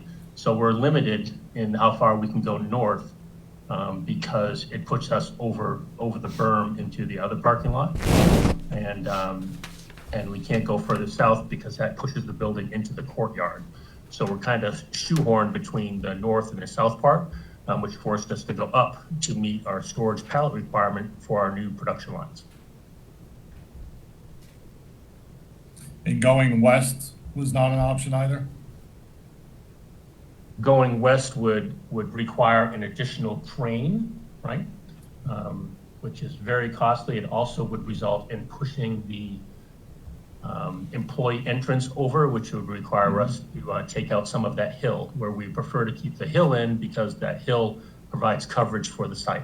And if you see from the visual of the drawings, the new ASRS is behind the tree line, so it can't be seen. Right, the hill to the west provides visual buffer for the site is what you meant, right? Right, we don't want to get into taking down that hill. Okay, thank you. I just wanted to understand the reasonings for the height versus I guess I'll call it the length and width issue. Yes, sir. Can staff help me with, I know in years past when we talked about mechanicals on the roof, can you help me as to where it says that they're exempt? Because I've known we've included them before in the heights of buildings.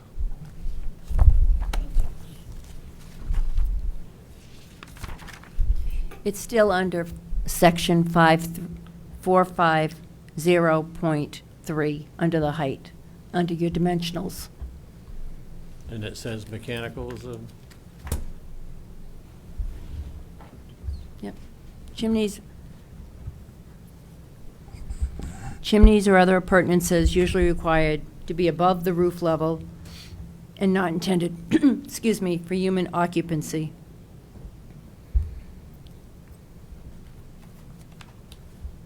okay. It's in the book itself. It's under the, No, as long as it's there. yep. So clearly, years ago, we were treading water where we shouldn't have been.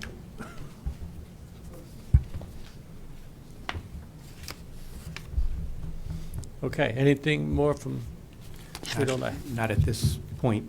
Any more questions from commissioners? Virgil? John? What? Brian? Yeah, I just got a interior traffic pattern question with the new parking lots. Did I miss it in the drawings? I know you guys didn't talk about it, but was there anything required or shown for interior traffic patterns with the new parking lots?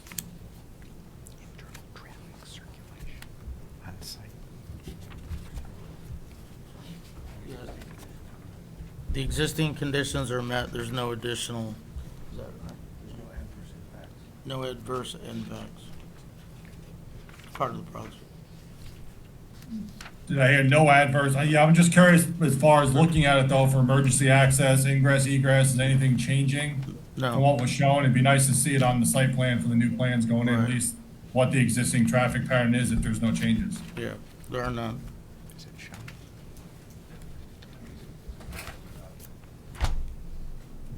But it's not shown, correct?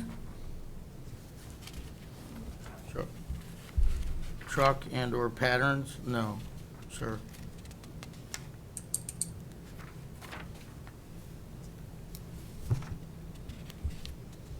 Is that something you're able to provide just for the record, so it's in this full set of drawings?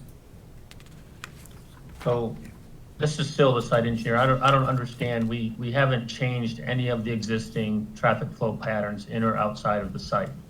Meaning the traffic entrance coming in down bottom was discussed as existing for the trailers coming off of Atawagan, and the car traffic coming for the site team members coming in off of Maple Street. Yeah, but then I think one of the last sets we had before, when you guys added buildings, you modified the interior site traffic. I don't know if you had one ways, I'm trying to remember, I have to pull that up from years ago, but I thought you had an interior traffic pattern drawing. You showed us at least the traffic flow for the cars and the trucks on the inside. Back, Not back, exterior. I want to say, that's a good point. So back, I want to say, this is before my time, was that 2010 shift when the truck traffic was changed off of Maple Street to go to Atawagan. At that time, there were traffic changes. This time, there are no traffic changes.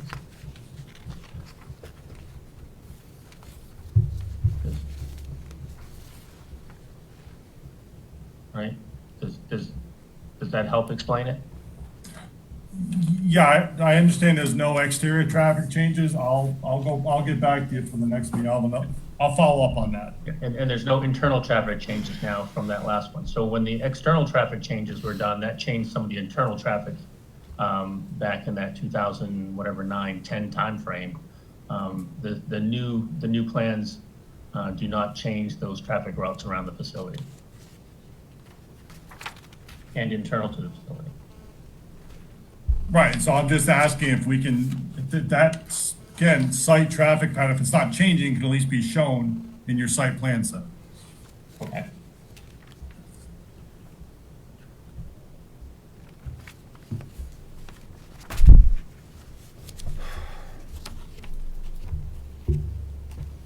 Okay? Mr. Chairman, Sir, ma'am. do you want to, at this point, give them the instruction that the site plans that they come in with in December are supposed to be 1 inch to 40 feet? Because you had made that, because it's difficult to read it, 1 inch to 40 feet. Is it a scale reference that we're referring to? Yes, it is the scale reference. 1 to 40. This is Stephen Cole, civil engineer. So the plans that we submitted for the site plan application, the full set of civil engineering documents, should have overall views, which is what is shown here, as well as enlarged views. So that should be 1 to 40 on the overall set of documents.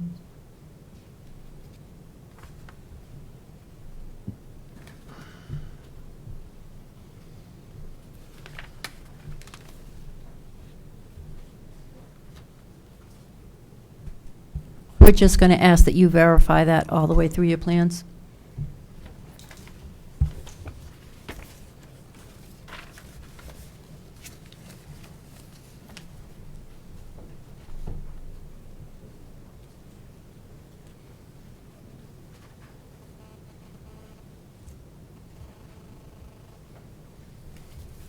Well, quite honestly, the 40 scale helps people like me be able to read your plans a little more clearly, so that, I'm the one that brought it up, just for the record. Mr. Chair, we do have full-size plans available if you'd like it as well.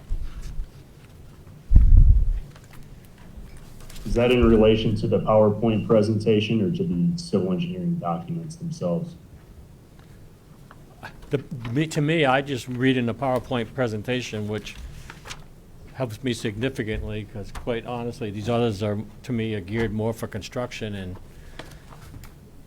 you know, I mean, I only have so many hours a week to read this stuff, and you know, they're very convoluted to try and follow through without spending a lot of time on it. So I'm happy if you can give just the presentation into something more readable for us. Well, I would be appreciative of that. I don't know what the rest of the commission or the staff wants, but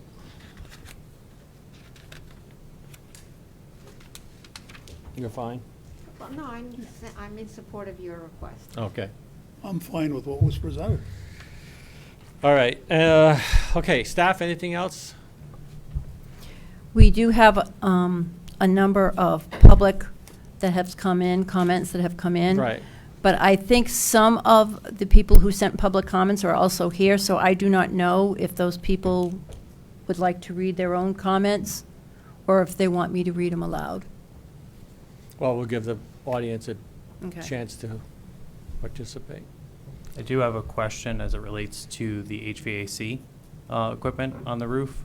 Has any thought been taken into sound deadening materials or like a parapet shield around the equipment?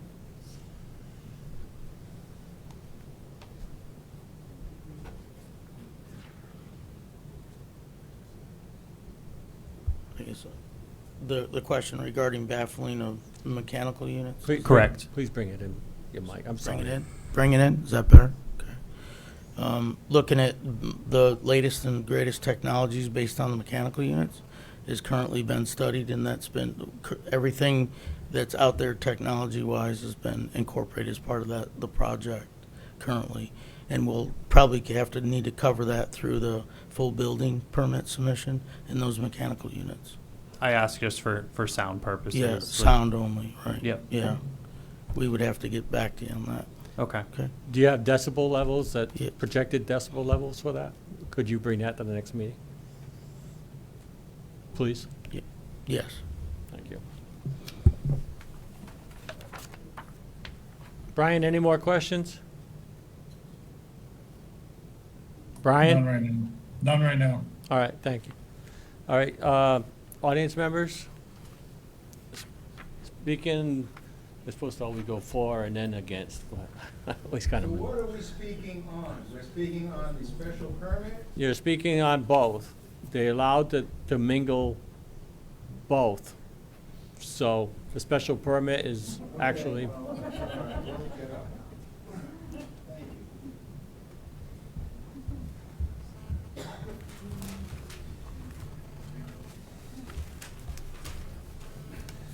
Again, Ed Grandelski, 877 and 1827 Upper Maple Street, also Town Council Member, District 2.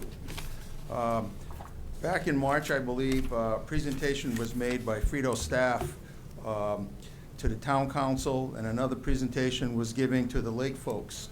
And at the time, I thought it was a nice gesture to be up front with the concept for the expansion. Part of that presentation and some of the pictures tonight recently that I saw had photos from various locations on Upper Maple Street toward the plant and off of Island Road toward the plant. And they showed the true, as it is today, prior to any construction, the tree density and the tree height. I emphasize the tree density and the tree height.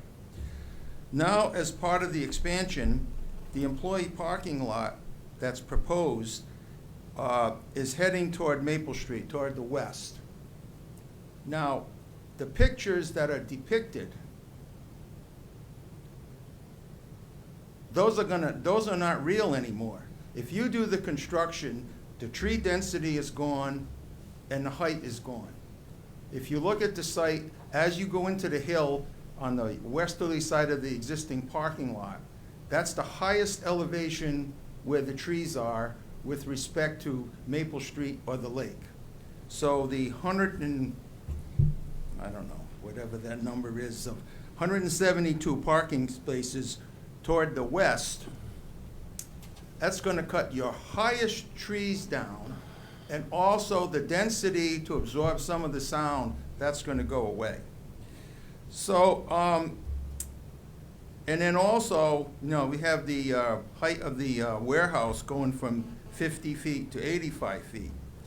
So I feel that I was back then and right now. These photos that are presented, I feel I'm deceived. You know, you can't show maybe an artist's rendition of, you had some experts, not experts, sight lines, but the true pictures of what was presented in the pictures, you're trying to sell us a set of beliefs that what is there is going to stay, and that's not the fact. And, you know, that's my point. I feel I was deceived with some of the presentations that was given, especially way back then. I says, it's great, we're coming on board, everybody's being upfront. But all of a sudden, now there's a 85-foot height that no one looked at when the original photos were taken. I guess that's all I have to say. So I'm not in favor of the height, unless you can put some trees, some 80 or 90-foot trees. Yeah, the 6 to 8 foot trees that you're looking at doesn't cover it. Thank you.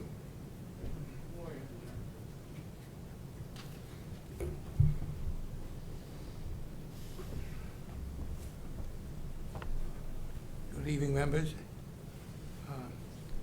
I'm very much against. Name, please, Oh, I'm sorry, Danny. Danny Rivero, 181 Laurel Point Road, Dayville. Thank you. I want to thank Frito-Lay for their very nice, long presentation. Excuse me. But I'll be honest with you, I do not believe one word Frito-Lay says. Not one word. I'm going to tell you why. Several years ago, Jeff Marshall, Arlene Hooper, and myself made appointments with Frito-Lay, went up and sat down with them and talked about the noise and the smell. We sat with Paul Saffin and the plant manager over especially smell and noise. They couldn't understand why these things were happening. And they were going to take care of them. We went back several times. In fact, we continue going back at least every 2 or 3 weeks with the same results. We're going to take care of them. We're going to take care of these problems. Well, I'll tell you, today, the same problem still exists. From my home, you hear a humming constantly, almost 24 hours a day. You call them up and they say, oh, that must be the asphalt plant. Last time I called, I said, I'm sorry, but the asphalt plant isn't running anymore. Oh, I'm sorry. You know, I mean, it's nothing but lie after lie.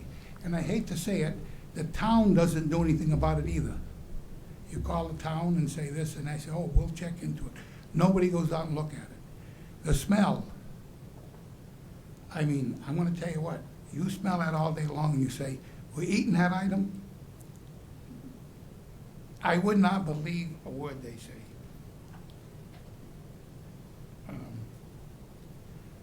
I know that this is an enterprise zone, and for several years, they will not be paying as much taxes because it's in an enterprise zone. And I'm in favor of enterprise zone. In fact, I'm one of the original ones with Senator Williams that pushed for this. But they're going to get reduction in taxes for several years. And by the time they get out to be 100%, I think we have to remember that almost everything will be phased down in the value. Now, they say, I forget how many jobs they're gonna create, 160 or so jobs. That is wonderful, and I think it's great. But if anybody wants to stand right by my driveway and watch the cars that go in there, I'm willing to bet that if we went up and looked at the parking lot, 50% of the cars would be from Massachusetts and Rhode Island. We want jobs. We want jobs for the Killenly people and for people in surrounding areas. But I will bet you that at least 50% of those jobs are from out of town. I tell you what, I just hope you don't give them any exception and any variance. And you don't agree with anything they say they're gonna do. Because I don't believe we have the staff. And we don't, if we do have the staff, we don't bug people for not following the regulations. Because I think right now, the fact that the smell and that noise that goes 24 hours a day almost is something that they shouldn't be allowed to do, but they're doing it. So please, folks, when they say they're gonna do something, don't believe a word they say. Make sure it's in writing and that we have the staff to follow through with everything they say they're gonna do, because they do not complete anything. You know, other towns have Frito-Lays, and other towns don't have the smell that we have here in Dayville. You know why? Because the towns tell Frito-Lay either clean up your act or get out of town, as much as they enjoy the jobs and the revenue. So they clean up their act. It seems like in Dayville, they just say, we got a bunch of pigeons here, and we can do what we want, because nobody makes them clean up their act. Thank you very much for your time.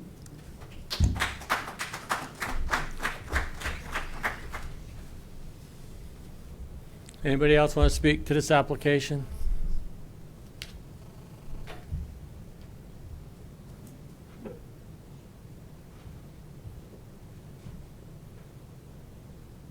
Hi, Michelle Murphy, Breakneck Hill Road, Dayville, Connecticut. I'd like to speak on behalf of the many people I spoke to during my campaign for town council.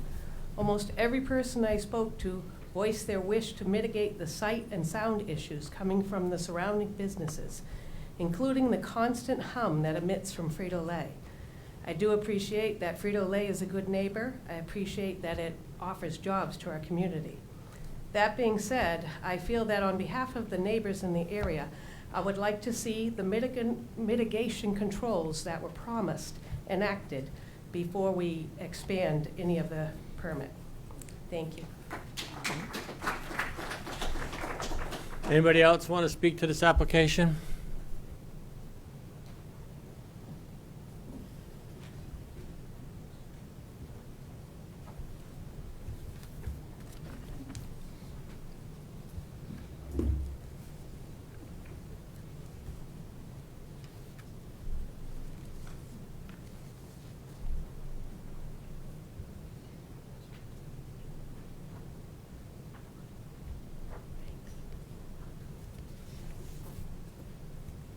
Jason Anderson, 125 Lake Road. First off, I'd like to say thank you to Frito-Lay for the jobs and revenue they brought to this community and this town John. over the years. I appreciate the benefits that this project can bring to our community. However, in my 4 years on the town council and prior to being on town council, I have heard multiple complaints many times from many people regarding noise from Frito-Lay, regarding smell, regarding traffic problems. And I, as a council member, have brought those issues to our current town manager and previous town manager over the years, and I have yet to hear of anything that's really been resolved. That being said, what I really want to address is the traffic study that was presented as part of this project. On the introduction, in paragraph 2, that was prepared by FAH, it references a full access driveway to Maple Street. Do you intend to use this driveway for truck traffic?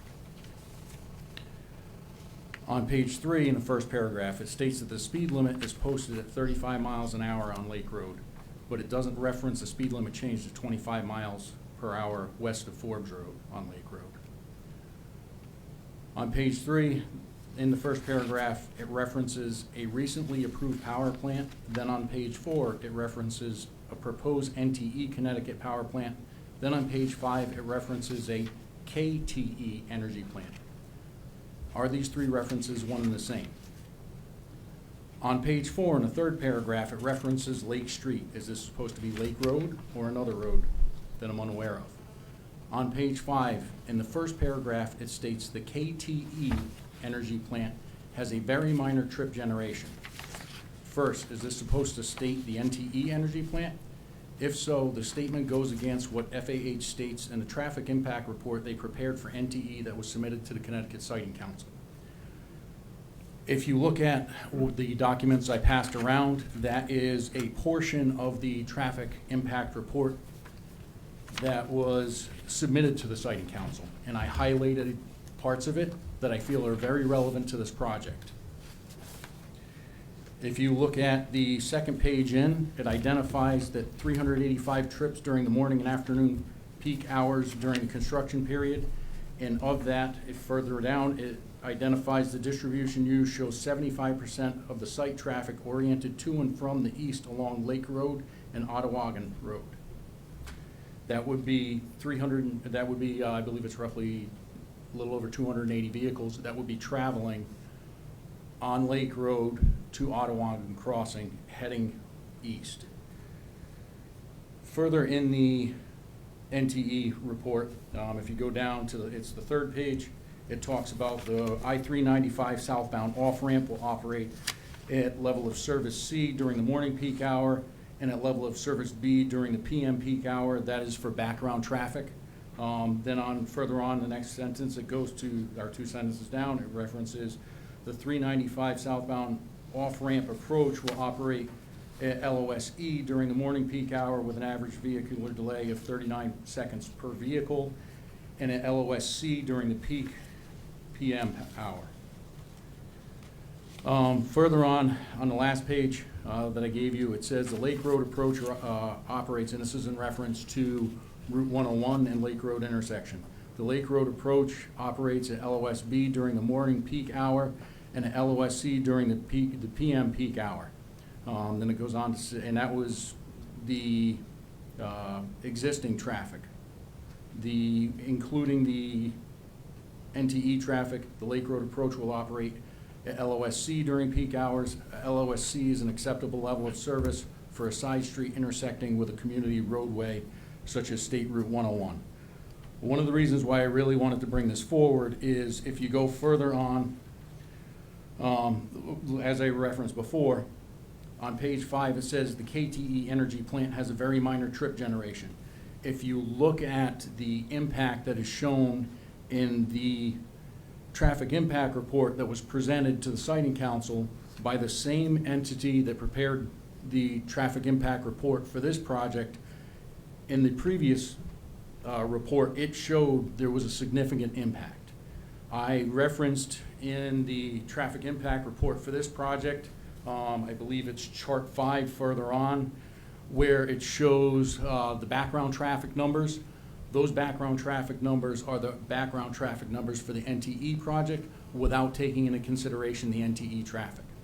Taking into consideration the estimated time frame of construction at NTE, I believe that would coincide with any construction here at Frito-Lay, and we could be having a traffic nightmare if you're not taking into consideration the traffic from NTE when you're looking at this, especially considering the company that prepared it for Haskell was the same company that prepared it for NTE, and they had that information available to them.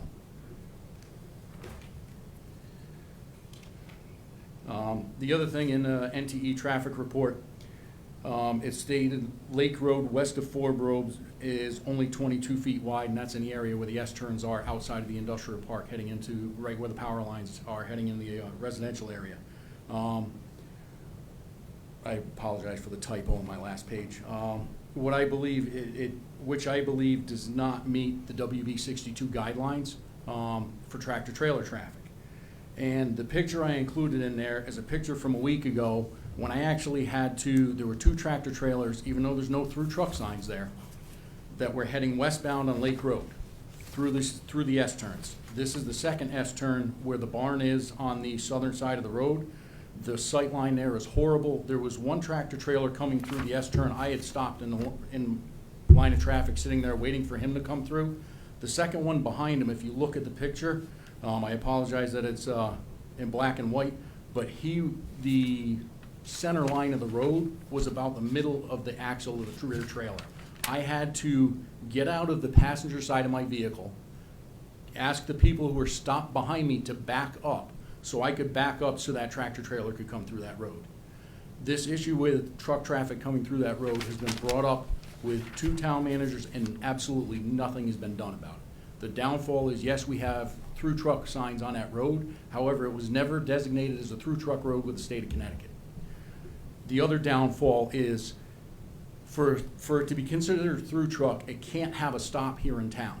If its starting point is in Killingly, if its end point is in Killingly, or has a stop en route in Killingly, it is not considered a through truck. The town needs to really do something about this road. When you have issues like this on a regular basis, and also considering the fact that NTE's traffic study showed the average speed of that S-turn in one direction was 41 miles an hour, and it's a 25-mile-an-hour zone, there is definitely an issue with traffic on that road. My question to Frito-Lay would be, what can they do to prevent truck traffic from going west from their facility on Lake Road?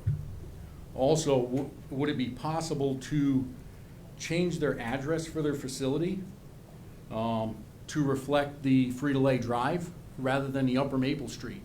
So that way, when a truck driver plugs the address in his GPS, they're not seeing an address on Upper Maple Street, and their GPS takes them down Upper Maple Street to realize, I've got a problem, I can't cross the tracks. I did have a resident who lives down there tell me they had an issue with a truck driver who actually tried to turn around in his driveway and did damage to his property. And then he proceeded to watch the truck drive into Frito-Lay. So these are issues that I feel really need to be looked at. And even further, I mean, if you really look at the traffic report, the traffic impact report, it was very poorly put together. There were a lot of typos in it. There's just a lot of issues I found when I looked through that traffic report. And I really feel that needs to be looked at again and include the NTE traffic study. Thank you for your time. Thank you. Anybody else want to speak to this application?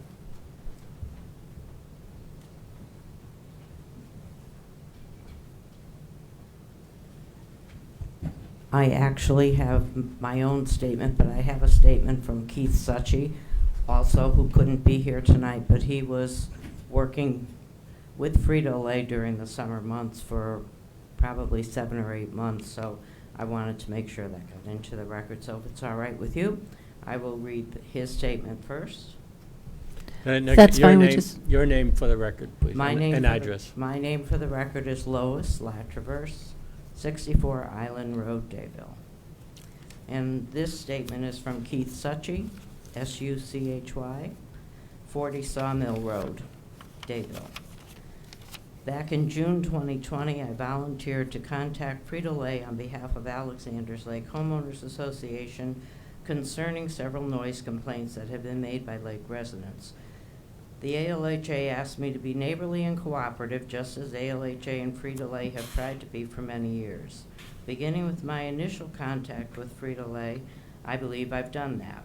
In late July 2020, I gave 2 Frito-Lay representatives a boat tour of our lake and later provided them with video clips taken from my boat using my iPhone, taken at various times during the day and night.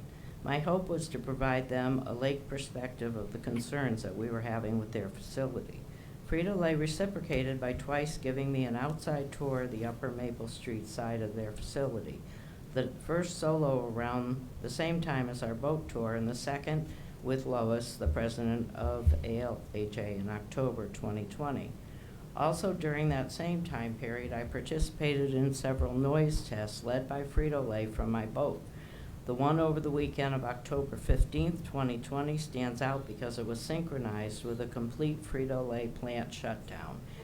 Briefly, the plan was Frito-Lay provides me their by the minute plant shutdown schedule. I get out on the water on my boat and assemble several North Shore Road residents as observers and listeners from shore at certain critical times. Frito-Lay goes through their plant shutdown sequence. I am on live group text with Frito-Lay during this sequence. North Shore residents take notes and make observations relating to noise levels at several locations on North Shore. Over the following weeks, we would huddle to review the observation results and consider the next steps. In short, I believe it was a great test. After the test, I felt optimistic that we just might figure this thing out, and that's what I reported back to ALHA. At some point along the way, Frito-Lay made me aware that they were planning to hire a sound consultant and said that after his test, we would talk. I happen to be familiar with the consultant, so I look forward to his results. For the most part, that was the last time I spoke with Frito-Lay until early May 2021, when Frito-Lay went public with their expansion plans. So I'm here to bring this to the Planning and Zoning Commission's attention because I'm disappointed that it's come to this, at least as it relates to noise issues. I believe that most of this could have been avoided. Significant efforts were made by both Frito-Lay and ALHA to identify the issues, but then nothing. As a result, skepticism among lake residents is high, and any promises Frito makes at this point to reduce the noise emitting from their facility are considered suspect by many. I therefore ask the Planning and Zoning to carefully consider noise emanating from the existing facility as well as the new expansion areas and its impact of the surrounding residents. The noise is real, the complaints are real, and the negative impact on the lake residents' well-being is real. Thank you for the opportunity to speak. And this is my statement, dear Chairman Thurlow and members of the Commission. Over the course of many years, the neighbors of Frito-Lay and companies in the industrial park have experienced many issues and disruptions to their daily life due to noise, traffic, and air quality. Today I'm addressing current issues with Frito-Lay and the very probable issues to come with the quite expansive application before you. The height of the new facility, additional park product being produced, additional truck traffic to service the additional product, employee parking, all speak to additional noise, odor, and traffic. I believe these additions can be mitigated to reduce any impact to the neighborhood, but not without your serious attention and not without professional review and input from a sound engineer, technological odor adjustments, and traffic study. While the staff of two of the Planning and Zoning Commission are to be commended, they are being asked an insurmountable task to review hundreds of documents presented to the Commission Friday by Haskell Corporation. I urge the Commission to consider sending these documents out for peer review by professional engineers in the fields of noise study and air quality, and I further ask the Commission to continue this hearing until these documents have had a chance to be reviewed thoroughly. Respectfully submitted. Thank you.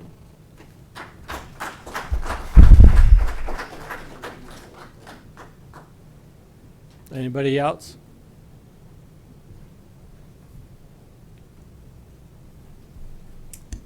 Good evening. My name's Nancy Grindelski. I live at 1827 Upper Maple and 877. And where we live on the lake is on Upper Maple Street, right across from where the new parking lot will be. It's really interesting where you live on the lake, how the sound in Frito-Lay affects you. The berm that's there now with the trees keeps us from hearing any of the sound from Frito-Lay. Of course, we endure the relentless Frito-Lay traffic, which the other side of the lake doesn't have to. But when we go out on the lake, it's amazing how the noise increases and the sound grows and grows over the water, and it almost slams into the other side of the lake. There's such a difference from one side to the other. Unfortunately, no side of the lake escapes the Frito-Lay odor. And I also would like to see you bring pictures of Frito-Lay when the deciduous trees shed their leaves. You really need to see what it looks like when out with those trees. I know you want to plant some white pines, but that's going to be years. The view is quite different in the winter. Thank you. Anybody else want to speak to this?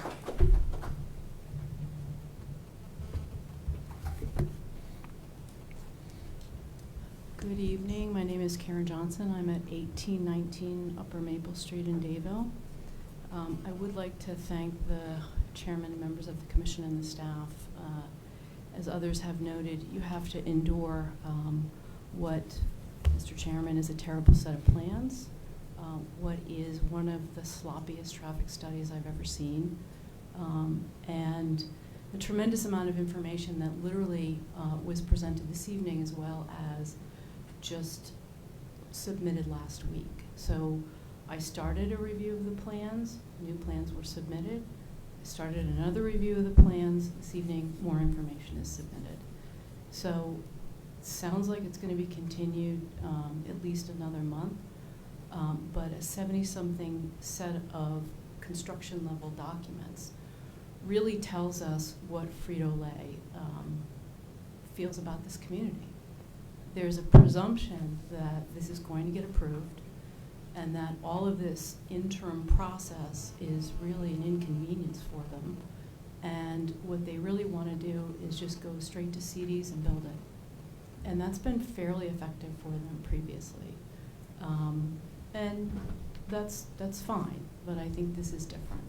And the reason it's different is that just about everything, as many of my neighbors have pointed out, just about everything that they've told us over the last 10 years has either been a lie or they simply don't follow through. And so in 2010, and I'm not going to read my entire letter or all the backup, in 2010, a special permit was granted. Anne Marie shared with you the plan that's recorded on the land records. In 2011, in 2012, the conditions that are written on that plan are carried over as other reasons for granting height exception special permits. And so at this point, they either need to comply with those special permits and maintain that forested buffer or withdraw this plan. I really don't see any alternative. And even if Frito-Lay wishes that apparently the 25-foot right-of-way that's been shown on their plans for the last 40 years now just disappears, this condition does not evaporate just because they don't want to comply with it. It's fairly convenient that even though Haskell is on those plans from 10 years ago, that no one seems to understand that this is a requirement. It's a requirement of at least 4 special permits that I was able to research. Now, the records aren't great. Some of them are not recorded. There are minutes.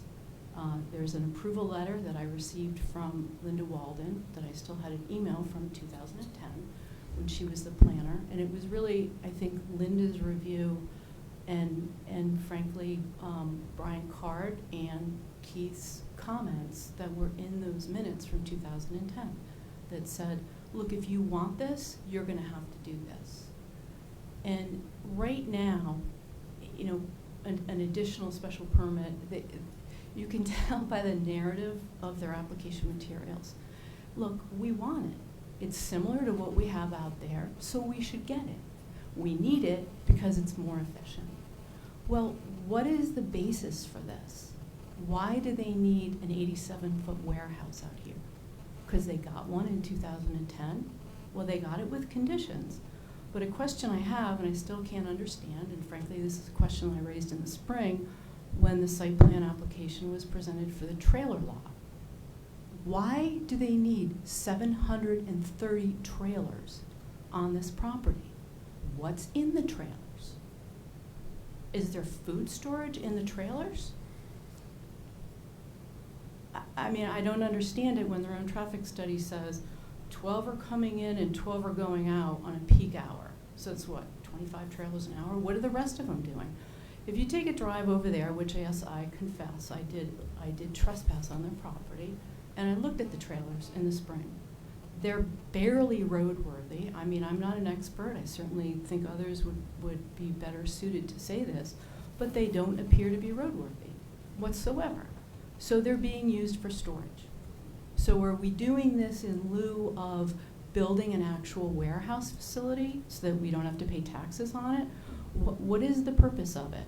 It's a mystery to me, and what I don't understand is that they absolutely, for efficiency purposes, need to have an 87-foot ASA, or whatever it is, ASRS facility for storage. Yet they have acres and acres of paved parking lot for storage of product. So here's my letter with regard to, it was already submitted electronically yesterday, so I think, Anne Marie, it's up on the site.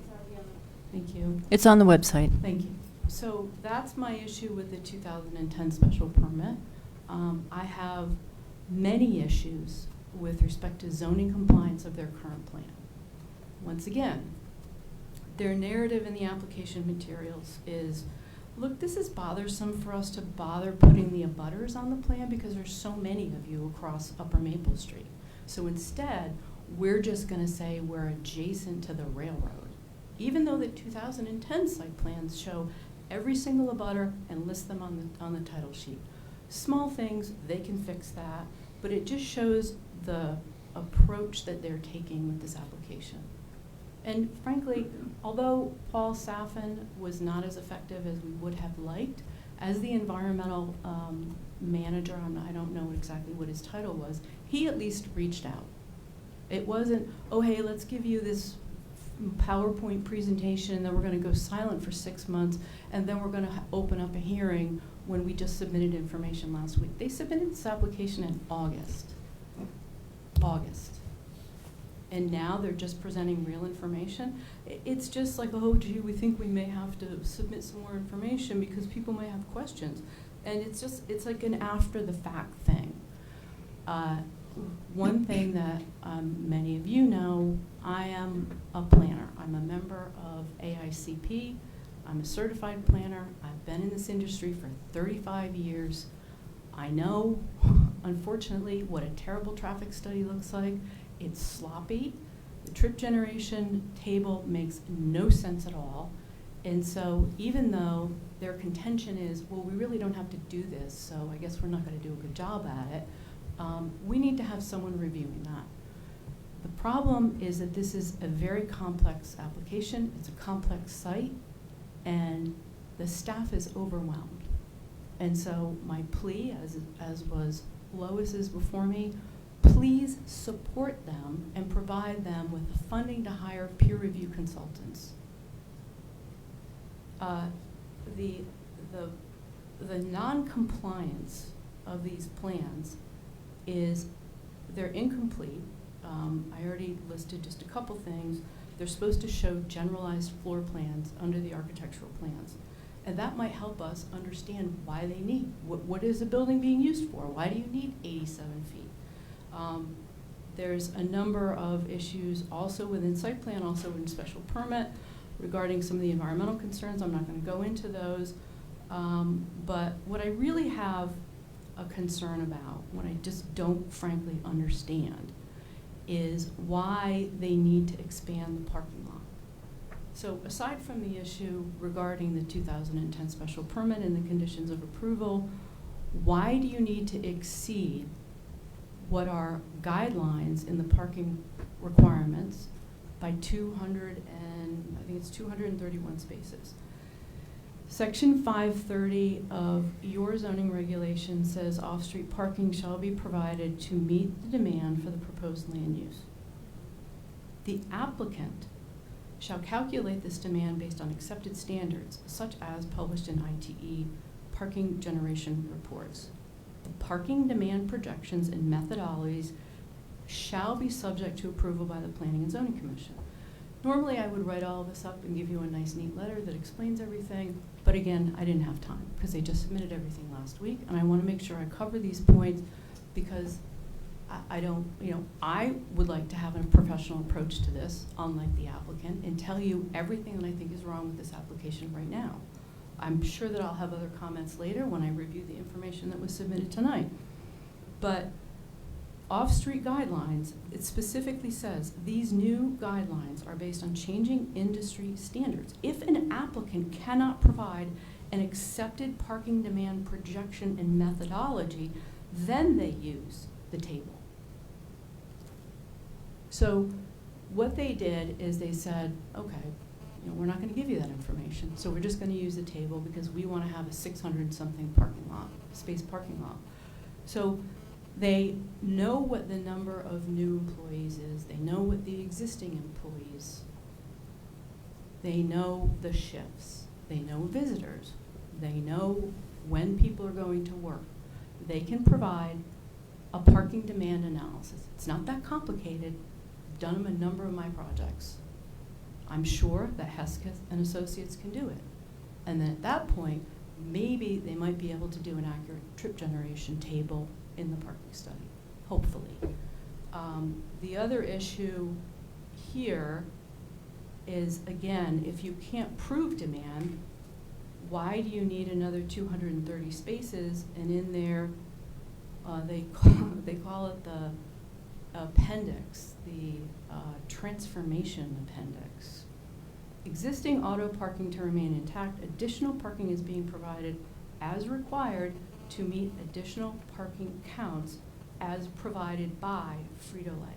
So maybe they have the information, they just haven't shared it. That's a requirement in your own regulations. I don't even know where to start with the visibility analysis because it's terrible. It's, if you're doing something like this and it's not even going to be remotely accurate, at least describe your methodology. And they don't even bother with that. I will have other comments on that. I, again, don't even know where to start.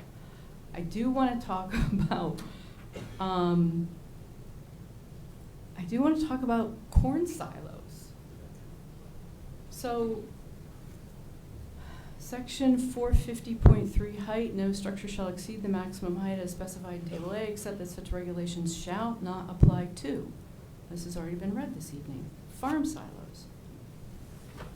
This is not an agricultural use. Farm includes, under your own definitions, under agriculture and farming.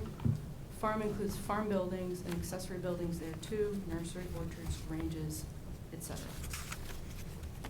So if they were allowed previously and it was listed as an exempt, then it's wrong and it doesn't comply. And maybe they should come in with a special permit for their existing corn silos that are not exempt from the height regulations. But they certainly need to, at a minimum, amend this special permit application to incorporate corn silos, which are not farm silos, when it's in an industrial property. That's it for me for now, except that under their existing conditions survey, they are supposed to, under the site plan, identify all trees existing. This is existing. All trees over a certain diameter. They have the tree study, they admitted it this evening. So what I would like to know when they submit an updated site plan that accurately shows existing conditions is how many trees are being removed in exchange for what they're proposing, which is 18 6 to 8 foot high white pines and red cedars. In the area of the 2010 special permit restriction, they're cutting 16 feet from grade at one cross-section. So it's from one cross-section to another. It varies from an 8-foot cut to a 16-foot cut. Besides the issues related to visibility, what is that going to do from a sound mitigation perspective? I do have questions about the lighting plan, and I really want to know why it is when I asked Frito-Lay in the spring, and I meant to look this up, but I can't remember, if you put 40-foot poles on the trailer lot, but now you can put 25-foot poles on this lot. I get dark sky compliant, I get zero cutoff, but please drive by Upper Maple Street because it looks exactly like I was afraid it was gonna look. Stand at the Lake Tavern and look across the street, and all you see is light. So there's the perspective that you have of the light fixture, and they pointed out the low elevation on Upper Maple Street. The elevation of the parking lot is above it. The elevation of the poles are going to be above that. So we are going to see underneath the fixture.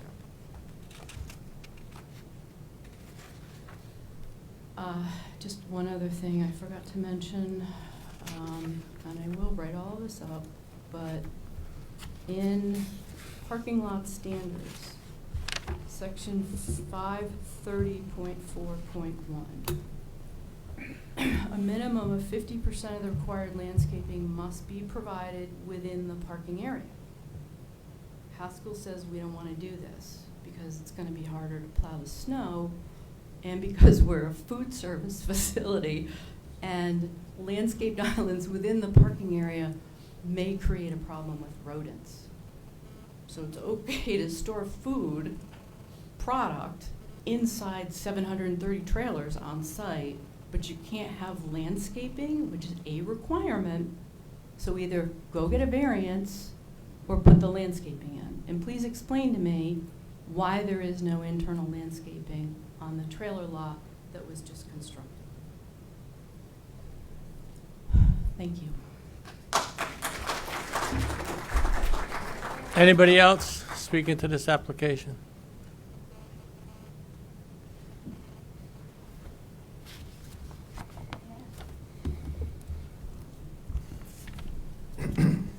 Sorry. Hi, my name is Jamie Ransford. I live at 182 Sandy Point Lane. I'd actually like to ask a question first. You don't necessarily answer questions. Well, I'm just curious who this person is on the board here, because when this woman was speaking, she was talking about the silos and the trees. You were raising your eyebrow, making all kinds of facial expressions, pretty disrespectful. You're a representative of the people. Well, There's that's not personal exactly attacks. what we saw. Excuse me? You're out of order. All right, ma'am.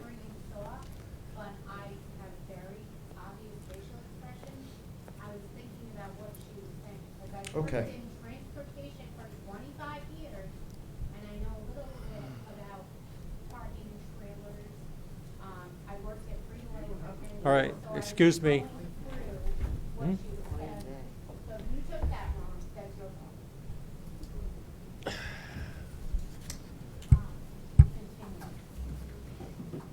I thought this was my meeting. I'm sorry.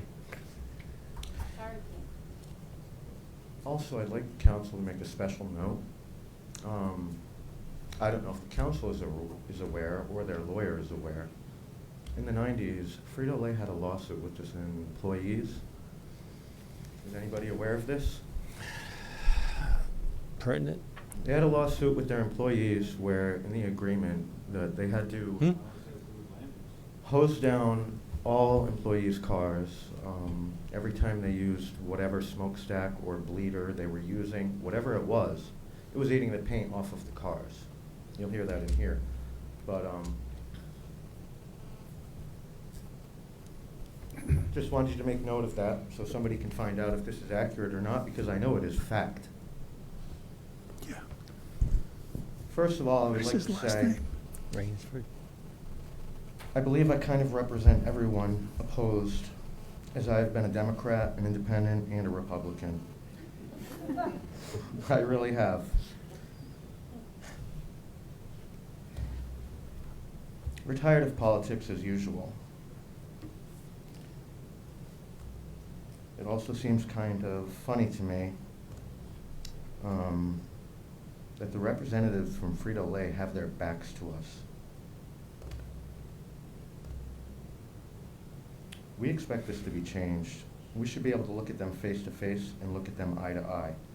We own this town, we own this state, and we own this country. That is why it is called We the People. Could you please keep your comments more pertinent to the land use and to the application for what? Okay, well, this is all going with my explanation of what I have to say. In 1965, my parents bought their first cottage on Lake Alexander. I've heard so many stories from my father about the large schools of fish that would come into the shore at night and circle the lake feeding into the wee hours. He was such a fisherman that he observed that on the Wildwood Park side of the lake, the fish would swim clockwise, in a clockwise pattern. And as for on the North Shore side, they would swim in a counterclockwise pattern, with the sandbar being the dividing point.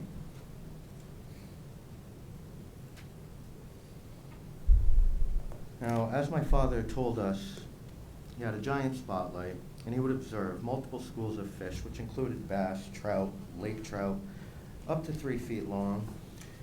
He fished so much that he observed, oh, I'm sorry, I just wrote this in the last few hours before I got here. Okay, so they ended up selling their cottage in 1970. They returned to the lake in 1982, to where I reside today, where my brother and I fished every inch of this lake.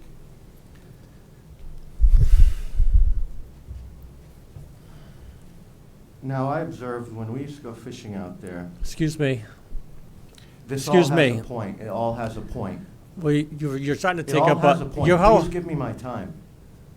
If your point it goes to I'm the getting to to the it right now if application, you will but allow me to. well, it depends on how many hours we're going to have to listen to it. Really? Yeah. That's why we're going to be pushing to go to vote you all out. I'm not voted out, so not a problem. That's fine, because we're going to Just push to get tell rid the of county council and get. So, you can, I'm going to have to ask you to leave if. okay. Why keep it on point, please? Okay. So anyway, back then, in 92, you could see to the bottom of the lake at a depth of 35 feet, crystal clear. You could see the trout fishing on the bottom of the lake. Now,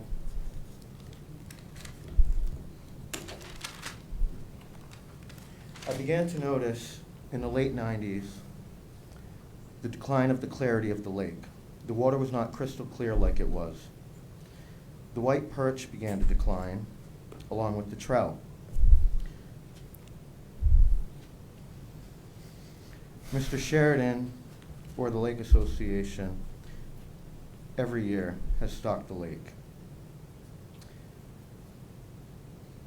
So I'm not sure if they had a sales increase at Frito-Lay or what.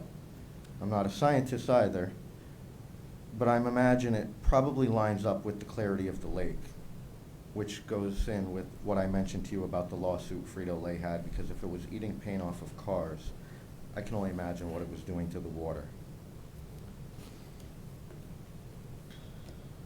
And the only constant that has been at the lake during this time, from when my parents owned the cottage to now, is Frito-Lay. That's the only change that we've had, the only thing that's been there that was not natural. Now, my one question is, when this lawsuit happened with Frito-Lay, why was no one on the lake? Because does anybody else know about this lawsuit? Anybody heard of it? How come nobody was notified by Frito-Lay about this? Why was it kept secret?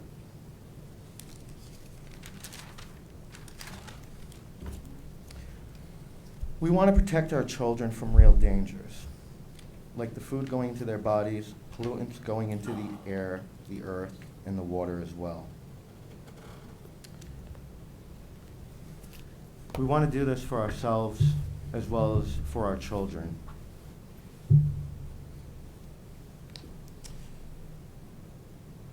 We're not going to continue, and we're not going to allow the continuous rape of our land for another generation, which is what's happening. We're doing this so we can have peace at the end of the day, with God as our witness. Now this year, being unemployed, I actually had the pleasure of actually taking in and appreciating the lake and its wildlife, and what's left of it. I realized that, well, I used to be an angry person. I used to have a lot of hate, but I let all of that go. I realize I simply hate seeing injustices every day that no one of integrity will stand against. Here we have a company, Frito-Lay, PepsiCo, who wants to build up 87 feet high, and the surrounding community does not want this. Where is our representation? Furthermore, in the past,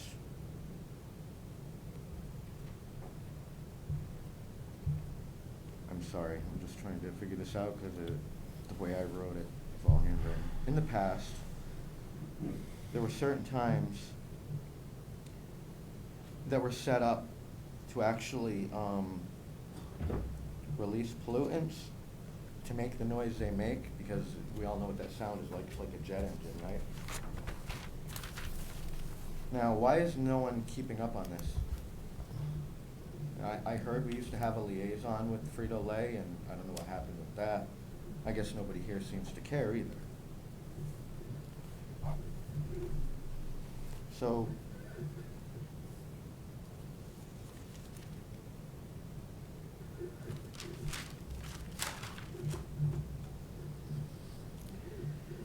now this summer I watched the sunrise every morning from the sandbar. I took photos almost every morning of the beautiful lake I love, and I post my pictures on Facebook, on public. Sadly, many times, looking at the island and to the left of it, which is due east where the sun comes up, I cannot put the sun in the center of my screen because there's smokestacks, which from what I understand, they were also not supposed to do that at certain times as well. Whether it's smoke or steam, it doesn't matter. Now, not to mention, when you bleed your tanks or whatever you do, it echoes across the lake like a jet engine sound, and it's for 2 or 3 hours, I don't know. That's about how much time I spend out there in the morning and at the end of the day. I pray out there, and you, Frito-Lay, disturb the serenity, disturb my peace as well, as the countless retired residents, housewives, house husbands, or people that just go into work a little later like to enjoy. We do not accept and we reject your proposal to go up 87 feet. We reject you going up 1 foot. We want our sunrise and our sunsets back, and our silence and our serenity back, and our crystal clear lake back as well. We will not accept any changes because the state of Connecticut, Frito-Lay, or Killingly Town Council, or even the zoning board have decided it's a great idea. Not to mention, all of you have proven that you do not have we the people's best interest at heart, or our children's children's interest at heart. We're tired of all of you telling us and doing what you think is best for us. You're all regular people like us. You put your pants on every day like us, and like us, you will face your Creator at the end of your lives as well. Even while we protest, Anne-Marie. you all want to move forward Constable or without the something? will of the people. We're not going to take it anymore. You can laugh all you want, and you can make your little facial expressions. You're disrespectful. Thank you. Anybody else want to speak to this application?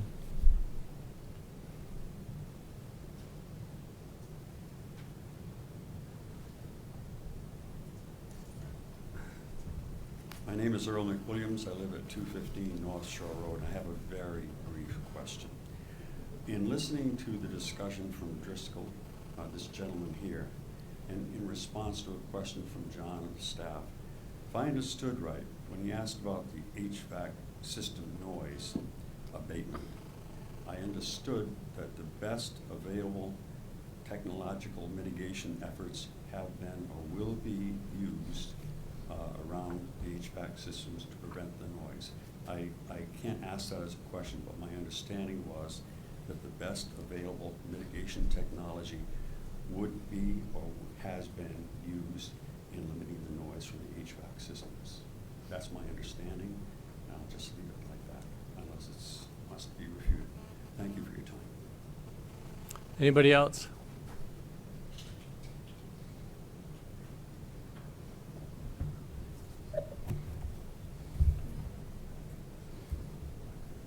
Good evening, everyone, and once again, thank you for your service. My name is Dave Jarvis. I live in Brooklyn. I am one of the local union representatives here in town. I work with the North Atlantic States Regional Council of Carpenters, who represents 30,000 strong here in New England and over 500,000 strong across the country, one of the largest labor unions in the country. And we are very disturbed by the comments that we heard and the lack of, I guess we say, care presented by Frito-Lay, Haskell, and PepsiCo as a whole. As a major shareholder and investor in Frito-Lay, PepsiCo, we're very disappointed in their neighborly conduct and really would express our concern about moving forward without having a document in place, in writing, verifying all the empty promises that have been made thus far. And it definitely seems like a growing pattern where you are successful in getting an initial meeting and then you get radio silence after that when they kind of think that they've kind of pacified you. So I do believe that there's probably a road forward, that this is an industrial park, it is an enterprise zone. There are ways to work together, but it takes two people to work together, the community and the end user. So we encourage you to continue to keep this hearing going, continue to move it forward. And part of being a good neighbor is listening to the noise complaints, the smell complaints, and also considering local labor, local hire, people that work in the town. You've already heard constituents speak about how the majority of the workers are from out of state. And it's no secret that Haskell is not based here in Connecticut. And it's been disappointing at best, the contractors of choice that have been brought in. So if the town, if the community is going to give up something, then let's get something for our youth, let's get something for our tech school grads, let's do something good for Killingly and continue to move it forward, as a lot of the other good things that the other commissions and councils are doing here, they can be all tied together to make it a successful future, both with the environment, with the jobs, and continuing to build Killingly and Connecticut stronger. So thank you for all that you do. At this point, we are very much opposed to moving forward without some real considerations from PepsiCo, Frito-Lay, and Haskell. So thank you for your time.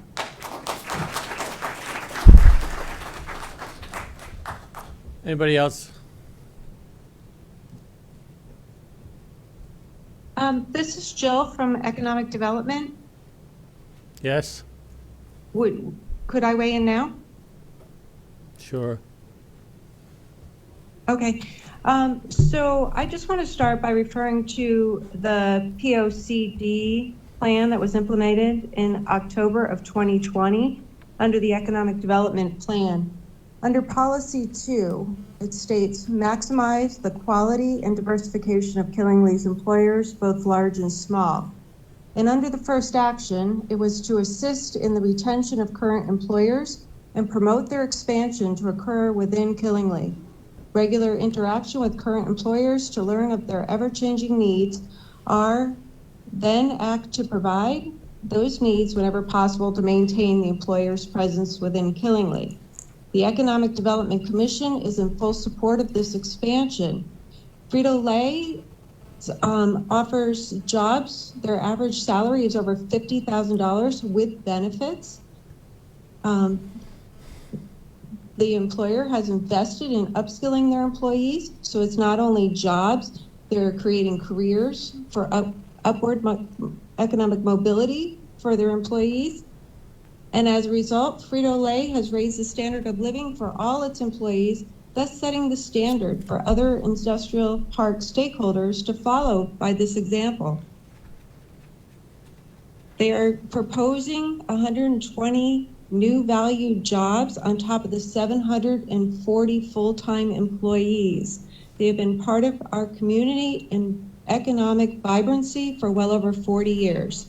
Last year, they contributed over $2.6 million in taxes, personal property, and sewer and real estate. As far as capital project impacts, as a benchmark, the Governor's Economic Advisory Council recognizes that there is a $1 to $1.18 ratio in capital projects, meaning a $235 million capital project adds an additional $42 million of economic impact in the community. Looking at it the other way around, if we do not support this project, it equates to a deficit of $42 million within the community. The community could certainly use that in its recovery from the pandemic. Finally, as we are all aware, the manufacturing sector in the Northeast, particularly in Connecticut, faced greater cost headwinds relative to other states in the region. Our assistance and support in this sector is well placed and is a financially prudent investment for our community to support their long-term growth plans, which directly support both large and small businesses within our community. Thank you. Thank you. I'm sorry. Good evening. My name is Mary Mintel Miller. I'm an attorney from Reed and Riga. I represent Alexander's Lake Homeowners Association, and I was the one that filed the petition that you heard about earlier today under General Statute 22A19. And I'm not going to read off the petition, but I did want to explain a few points. I thought it might be helpful while you consider it over the next month.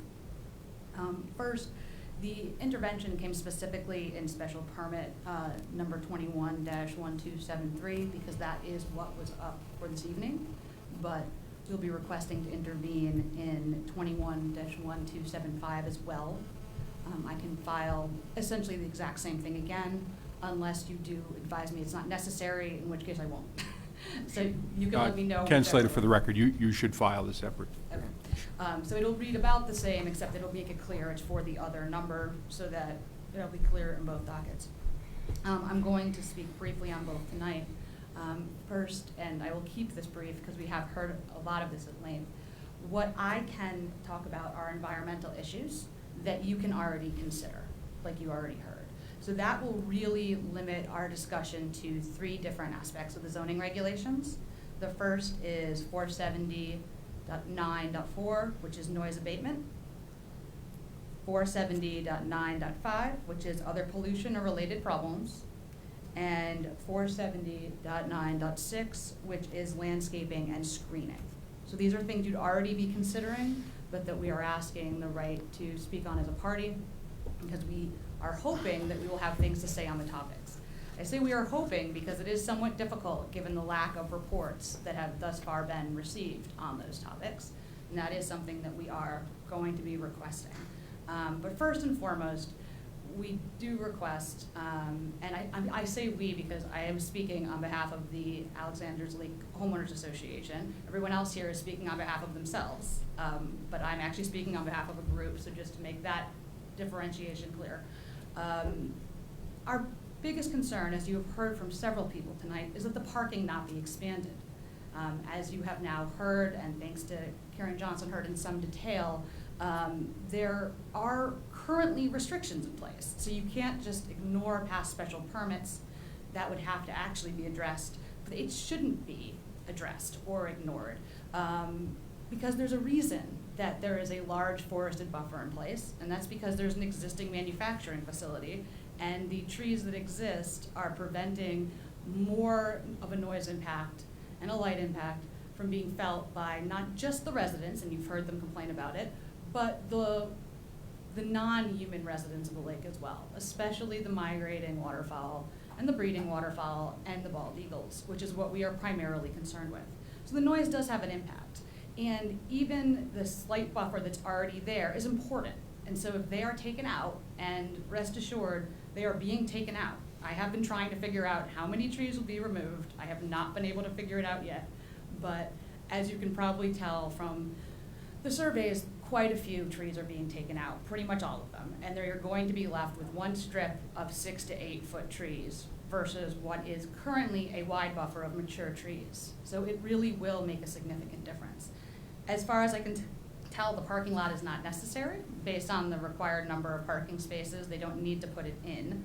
And in addition to this being an unnecessary parking lot, you did hear that there will be additional light put in as well. And so we do have light pollution concerns, but our largest concerns really are with the noise and with the odor.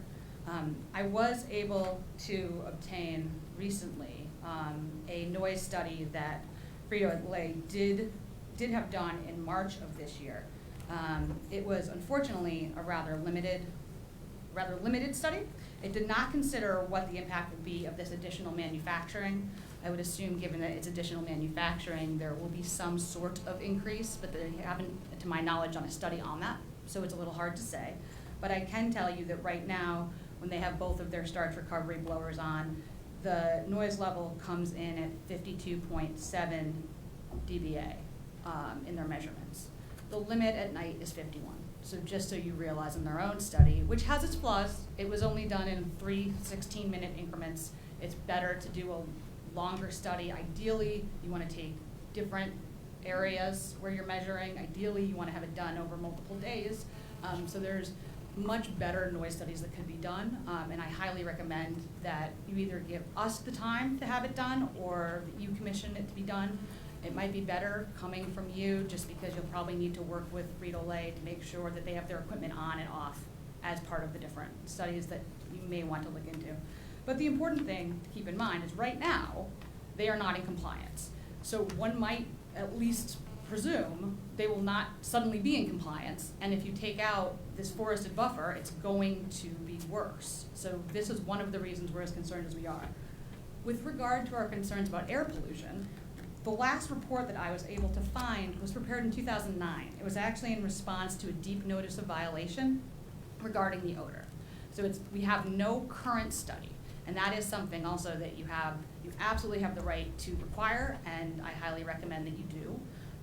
I am very concerned about what might be causing the odor. If it is the result of oil being in the air, that can definitely have an impact on the waterfall. And that, again, is one of our primary concerns. Not to say that I am not personally concerned about the impact it has on people, but I have been hired specifically to look at environmental issues. So when I say I'm concerned about the water life in the lake, I am, because that is what I've been hired to focus on. So those are just my general kind of overview, just to give you an idea of what you can expect from me. And I will have that focused role, but I do hope that I'll be able to have more reports to actually look at, either the time so that we can commission our own, or that you will require Frito-Lay to actually take those kinds of studies so that we can then hire someone to critique either way. But that would be, in my opinion, the best way to handle a situation like this. And I do appreciate your time and patience. I know it's been a very long evening. Thank you.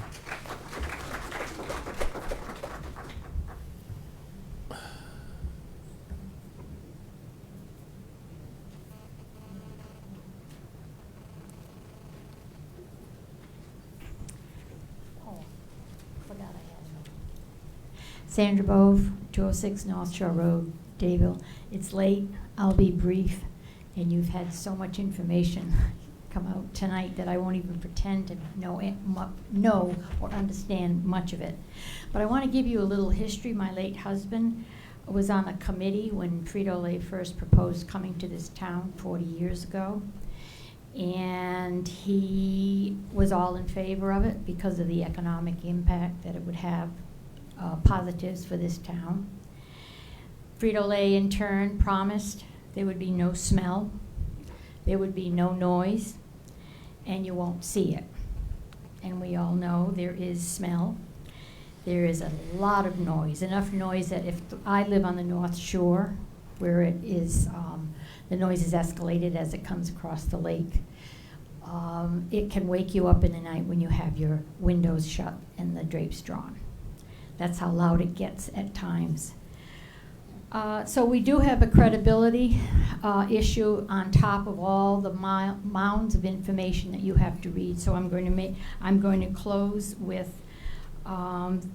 two things. One, that you be sure, and as you're going through all the information, you keep in mind that we want the information to be credible.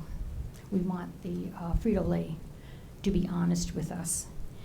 And secondly, I have a question for those, for Frito-Lay. If you're going, when they talk about whatever that stuff is they put on top of the buildings that make lots of noise, and we've certainly learned that because of the Rolls plant, it's horrendous coming from, so now we're going to have it coming from both sides. But they mentioned that their proposal, they're going to have state-of-the-art noise barriers put on this. Well, my question is just a logical one. Why can't they do that with what they're doing now? If they can do it for the new one, let's start with the old one, and maybe we'll feel a little more and trustworthy. That's the word I wanted. Thank you. But thank you very much for all that you do. It's a long evening, a lot of time, and you have a lot of work to do. Thank you. Thank you. Anyone else? And Marie, in the past, and I'm not sure if it applies here, the ability to hire an outside third-party engineer was made to us, which would be paid for by the applicant. Now, does that apply to this, or it does not? Top of my head answer would be yes, but let me verify that, and I can get back to you personally. I will also be talking to the town manager about that, because I already raised that question with the town manager, saying that that would probably be something that would be coming. Okay. So. All right. If nobody else is speaking, can I do a quick review of Yes. the things that we've had in? Thank you. I'm just going to do a quick review of these. All of these are available in full on the town's website. First one is from the law office, Andrea L. Truppa. We've already discussed this. Mr. Anthony Simpson, who is a neighbor, objects to the Frito-Lay Phase 2. He believes that there's some sort of issue between the right-of-way that he has, and he thinks that the extension will essentially negate it and eliminate any safe access to his property. Next one I have is from Mary Miller. Just explains to her that she gave us the written submission to be intended to include it with regards under the SEPA. And we're going to hear more about that from our attorney at next month, if not earlier. She also has some exhibits, and she has them, which include a map of the property. Then I have a letter from Karen Johnson, again, in regards to the application, saying how she does not feel that it's basically complete, but she has already spoken to us. Does include some minutes from March, but the staff has already looked at some of the minutes from March of 2010, April 2010, and letters we did to go and pull those applications. That's the approval letter.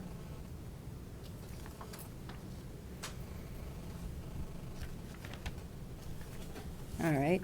Then I have a letter from a Janice Martin. Basically, again, she has some concerns.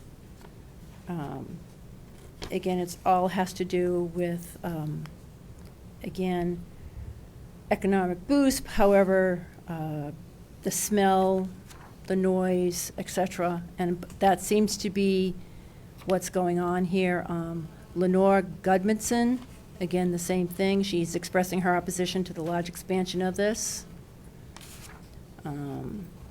Deborah Goudreau, and strong opposition to the variance, which is not a variance, proposed by Frito-Lay. Let's see. Again, the same kind of issues. That's why I'm not going through this every single one. But as I said, this is available to the public on our website. A letter from David Scott. Again, he says that he believes that there's several things that we need to understand before granting this variance. Again, it's not a variance, it's a special permit. I want to just make that correction. And then the last one I have is from a Mark Valou. And again, they're not able to attend, and they're saying a town council meeting. And again, they're against noise levels. And it seems to be a standard comment that runs through the noise, the sights, and the smell. So those are the things that the neighbor seems to be concerned with. Okay. So will we set with items that need to be attended to for the next meeting? I want to continue this if we're ready, so we got a list of everything that we want. At this point, I would suggest that, again, some of the comments that we said that the plan should be one inch representing 40 feet. Again, the traffic study, I believe, needs to be looked at, updated, noise levels and whatnot. so- Forestry. Forestry, Forest management. forest management. And Mr. Chairman, I'll also deal with the, I mentioned during the earlier comments that Attorney Hammer was correct if there's a dispute about property rights, but there is a letter from an attorney that makes reference to some earlier agreements related to a known easement, and I'll follow up with Attorney Hammer regarding whether or not that known easement is shown on the plans and be in a better position to advise the commission regarding the question that was raised in that letter.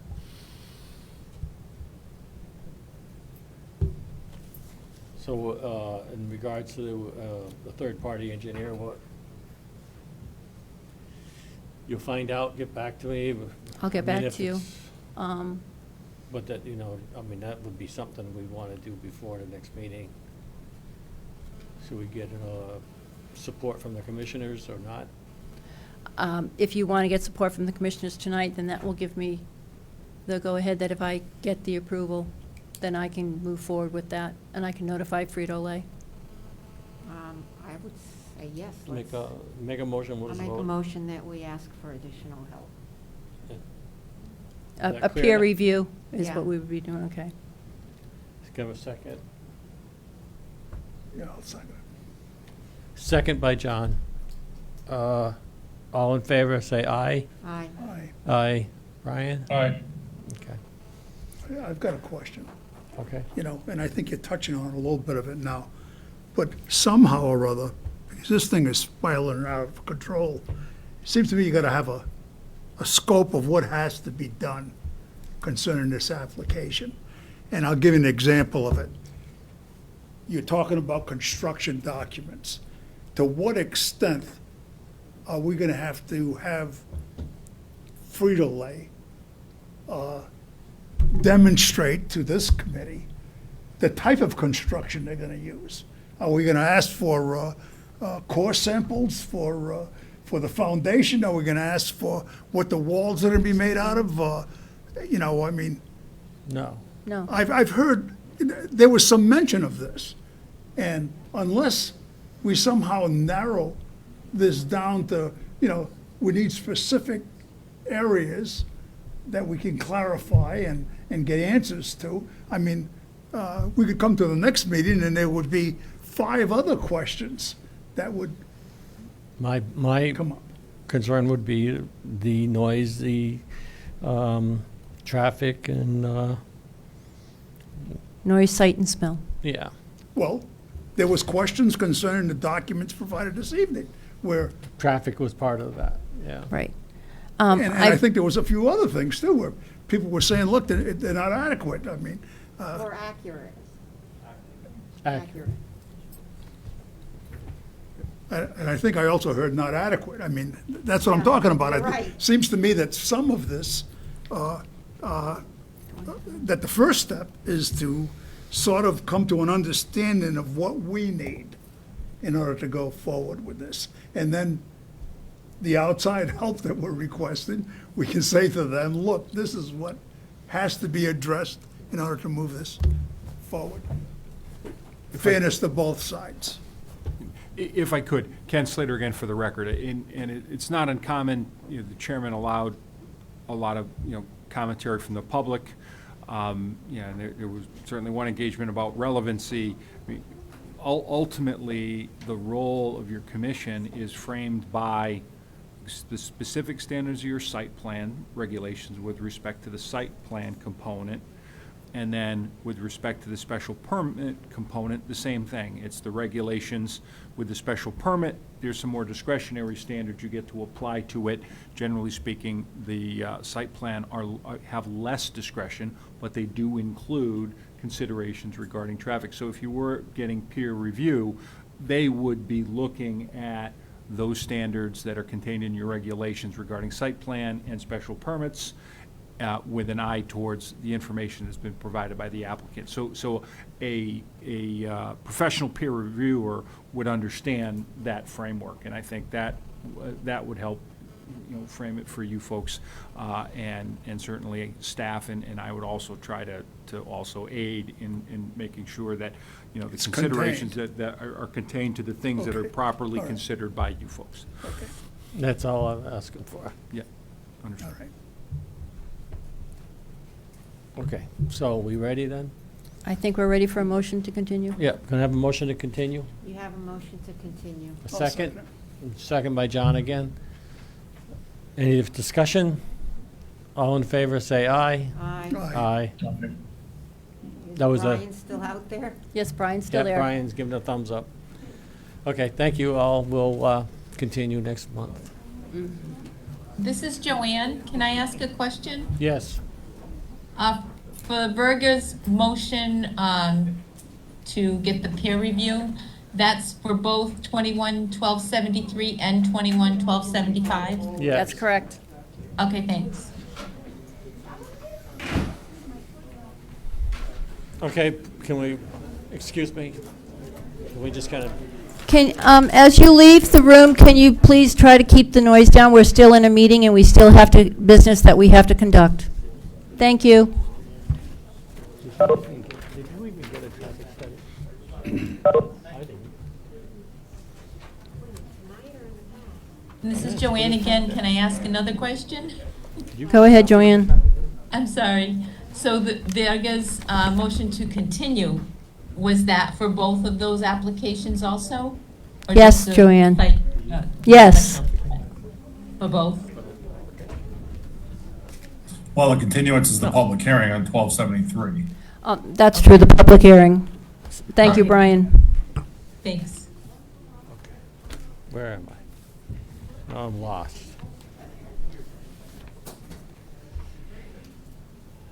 Okay. Unfinished business. Zone map change, application 21-1274 Weld LLC. You already took care of that one up above. Just going through the agenda. No, that's good, that's good. Special permit application 21-1273 continued. That was continued. Site plan application 21-1275 continued. Special permit. Oh, well, you didn't, actually, you have to make a separate motion for that one if you choose to continue that one. You Is want a that separate correct? motion for that? Because we Site combined the, You talking about the site plan? Yes. No, we continued the public hearing. That's correct. So- The site plan is just something that you consider administratively, so that's just on your agenda and it stays there. But you continued the public hearing, and the applicant is acknowledged that he's going to allow comment on both the site plan and the Right. special permit. So you do not need a separate motion to continue the site plan. in my- okay. Okay. Okay, special permit application 05868, request for release of bond, Ernest Jolly and Son, 605 Providence Pike, Killenly, GIS map 224, lot 14, 170 acres, rural development. It says all work is complete? So town staff has inspected the property. We do have some concerns in regards to some equipment that's still on site. So as of right now, we would wish to reach out to the requesting party to see what their plans are for full correction of that item. Okay. Before we move forward with any kind of bond release So we're all set with that? currently. New business, request renewal of the site plan for an additional 5 years for Briarwood Falls LLC, 142 unit, active community, Cook Hill Road and Deerwood Drive, GIS map 138, lot 12, 91.5 acres, low density zone plan, residential development. Is there a written request in your packet? There should be a written request, and should also be our report. So no release of anything, right? We're just looking to continue. Just looking to continue the site plan. Everything was done under a special permit, but there's always a site plan. Site plans have to be renewed every 5 years. And there's a certain limit. This will be your first renewal for this particular site plan. There's still bonds on place for that job? I believe Yes. so. Yeah. Okay, can we have a motion to, I make a motion to that effect. John seconds it? You got that, Joanne? Joanne, did you hear that? Virga made a motion to, what are we doing, extending? Where are we? Renewal of a site plan for Briarwood Falls. Okay, thanks, and John seconded. John seconded. Any further discussion? None? All in favor, say aye. Aye. Aye? Brian's got aye. Request for pre-application workshop. Can I just say something? Sure. If that's okay? So, given that that whole project has taken decades, we're gonna get a report about, you know, what they originally got permission for and what actually, you know, where we are now. Of course, we're gonna have that. I just wanna make sure that, Well, what you're going to have is that, if you remember correctly, they came in with a special permit, and they had a site plan to put on 2 more additional sections. And it's those 2 sections that they're asking the renewal for. Everything else has been built. did they ever make the road so that the, Sidewalk. no, not the, well, that too maybe. I was thinking more about the, I'm having a senior No. moment, the metal plates in the ground. Paved, the final layer of Did they paving. do the final, final layer? Did they ever do I will double check that with our town engineer, David Capascione. I believe they were taken care of. Yeah, it took But I a wanna- couple of it's be- decades, I think. Well, it happens when the developer goes bankrupt. Yeah. Okay. All right. Anyway. Request for pre-application workshop meeting with Douglas Construction concerning 605 Providence Pike, GIS 224, Lot 14. Douglas Construction, who we denied their zone change last month, wants to have a workshop with us as to what they might be able to do on 605. They're still interested in the property. I don't know. Well, that's an opportunity for us to have a say in it. It is. It's just a lot of the I think they're ordinary. proposing a use for that property. Whatever, if you guys are ready for it, Yeah. then somebody make a motion, or do we need a motion? Well, we have 2 dates suggested. One was December 13th, 2021, at 7 o'clock, which is the Monday before your regular meeting, and you'd have a special meeting just with them. Or you do it on the date of your next hearing, which is the continuation of this, and you'd start them at 6 o'clock before your regular meeting. Boy, yeah, I don't think you want to tack it on to, You're not gonna attack, I don't wanna tack anything on it. Okay, so do you want to go for the December, so when you make a motion, just If make we it do, a if we special- were to do a special meeting, Mhm. then why wouldn't we just tack on the other 2 as well, workshops? Because if we're gonna come in. If it's you not want to gonna- do workshops for all we're gonna 3, we come can in, do you might that. as well do some homework. Does that sound reasonable, Brian? Yeah, that's fine. I would ask that we start at 6 though. Yeah, I like 6. 5:30 or 6, depending when people can show up. Right, I agree. Berga? Yeah. So What, December 5:30 or 6? 13th? My husband's on duty at Berkshire Hathaway till 6. So he would come home at 5:45, but not at. Okay, 6. Yeah. John? So what 6 do you- o'clock? that's fine. Yeah, 6 works. And if we're gonna, that way if we do a meeting, we might as well I mean, if we're accomplish doing it on a more. Monday, right? Yep. Monday, December 13th at 6 o'clock. And then not only will I have this pre-workshop meeting, I will have the other 2 workshops that we've been putting up Right. because of the applications. Right, and we can, Okay. may not get anywhere, but we'll discuss it some more. you're going to send out a reminder of that for us. Absolutely. Thank you. And Okay, I'm zone- sorry, Go ahead. this is Joanne, will that be in room 102? I will double check the room availability. It is a workshop. I mean, we could have it in your room, because usually nobody shows up for public comment too, on your conference table. But you will have the in one case, you will have a pre-application, we're meeting with an applicant, so you may have more room over at 102. I'll see what is available. It's up to you. See You know what's what's available. You know what he's bringing in.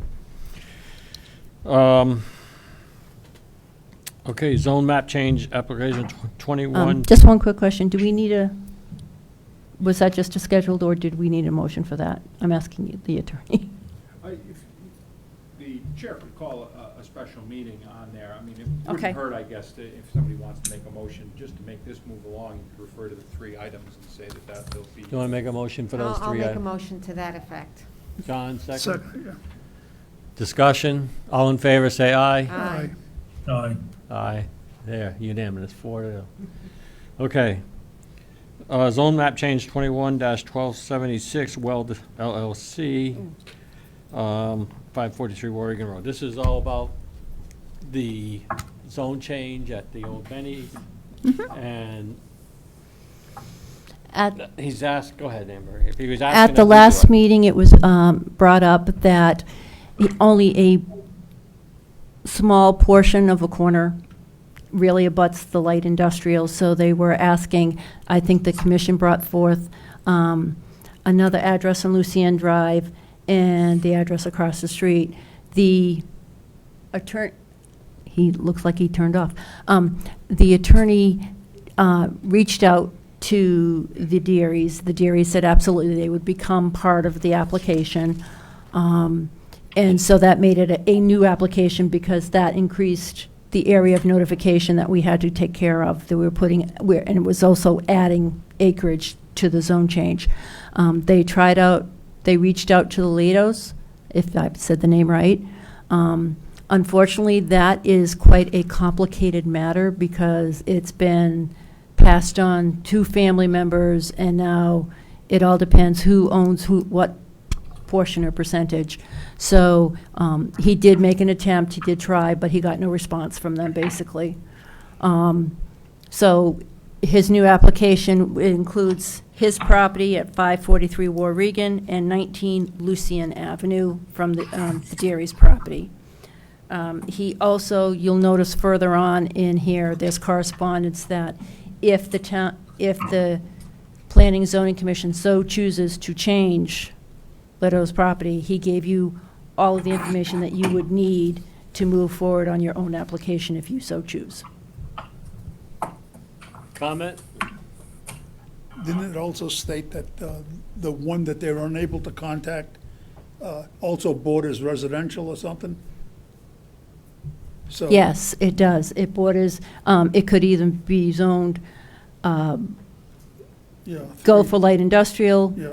or go for the residential and just let the use that's there right now, which is So at why one can't we point, just yes, go ahead without that? legal non-conforming. Yeah. We'll just leave it alone, and so everybody want to do it with the commission, or you want to let them make their application? Well, they put in an application for their property at 543 Warrigan and 19 Lucien Avenue. At the one across the street, was not part of this I understand application. that. Okay. So let's, I think the question was initially that, would we as a commission take it on as an application for ourselves? Right. Gotta lean forward, Keith, can't hear you.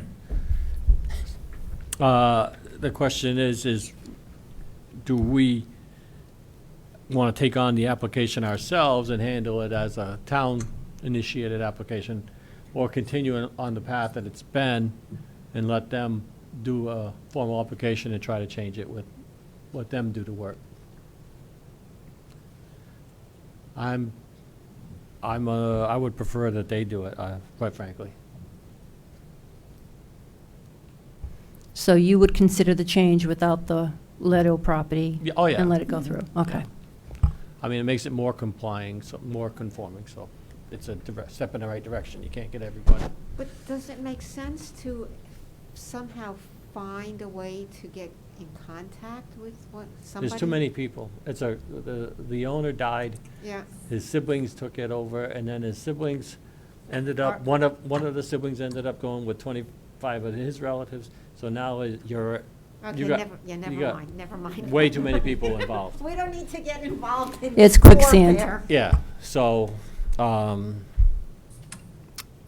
good with letting. somebody make a motion? Well, one, Okay, now what? one thing that we need is, first off, the motion to schedule this one, the Weld LLC new application for December That's what I was 20th. gonna do.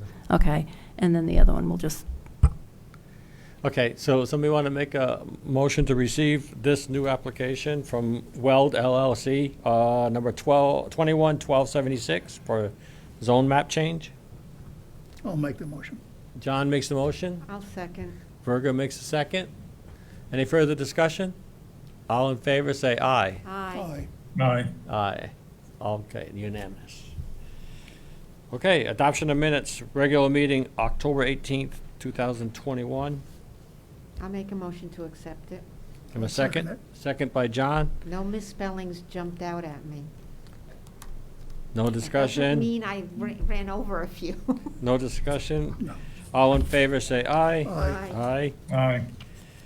Regular meeting minutes, August 16th, 2021. Motion? I make a motion to adopt, Okay, John seconds. Any further discussion on that on that? Okay, all in favor, say aye. aye. Aye. John? I'm still abstaining. Okay. I can't remember if that was when we were both out. I think it was. Yes, it was. I'm voting anyway. You need 3. Okay. Okay, we already took care of the workshops. That's being scheduled for the 13th. Departmental, letter from Attorney Blaisdell regarding that. So we're all just set with that, or we need to? Zoning officer report. Anybody got any questions on them? I don't know if it's a matter of wasting paper, but we used to get, as part of our packet, a lot of the things that were happening in offices in town hall, you know, the applications. Building reports and all The that. building, and all of that kind of stuff. part of that was the snafu with, I hate to say it, COVID-19, and he started appearing up at these meetings so he could give it to you verbally. Okay. But if you choose to have it in writing, we'll do everything in writing. No, if he, you know, if he's gonna be here all the time, then, I'm here if you got questions. yeah. But Any questions, Brian? since sometimes we don't know what we need to ask, so volunteer information. The biggest things we got going right now are the applications before you guys. So. Yeah. Brian, any questions for ZEL? Nope. Inland Wetlands and Watercourse Agents Report. Anybody questions? Building Office Report? No. Economic Development Director? Jill? Yeah, I'll make this short and sweet. We've scheduled our second small business boot camp for March and April. Last session, we had 11 candidates. 2 are ready to trigger businesses. So we're looking forward to that. Also, Deb has announced that she will be closing her business on December 24th. We had been working with her for the last 6 months pending the sale of the building that she currently is in. She will be taking a much-needed break for the winter. There will be another restaurateur that will be moving into that space with a different menu. And so we'll be looking forward to that announcement.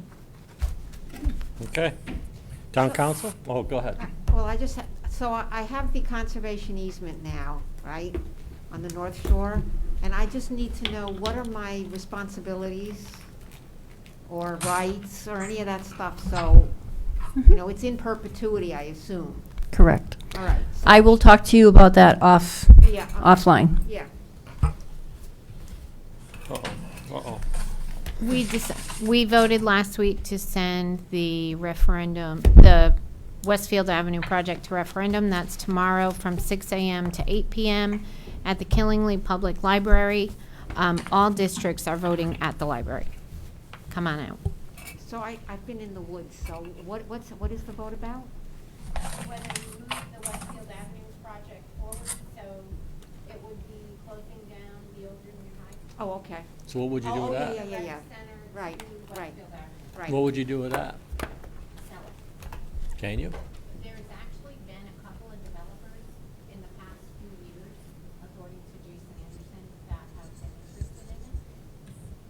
Mike's off. Sorry. There've been a couple of developers interested in that property on Broad Street, so we would sell I it. thought there were deed restrictions on that one. There's, the way it works, Mary looked into it. There is a restriction where the money from the sale has to go, but we can sell it.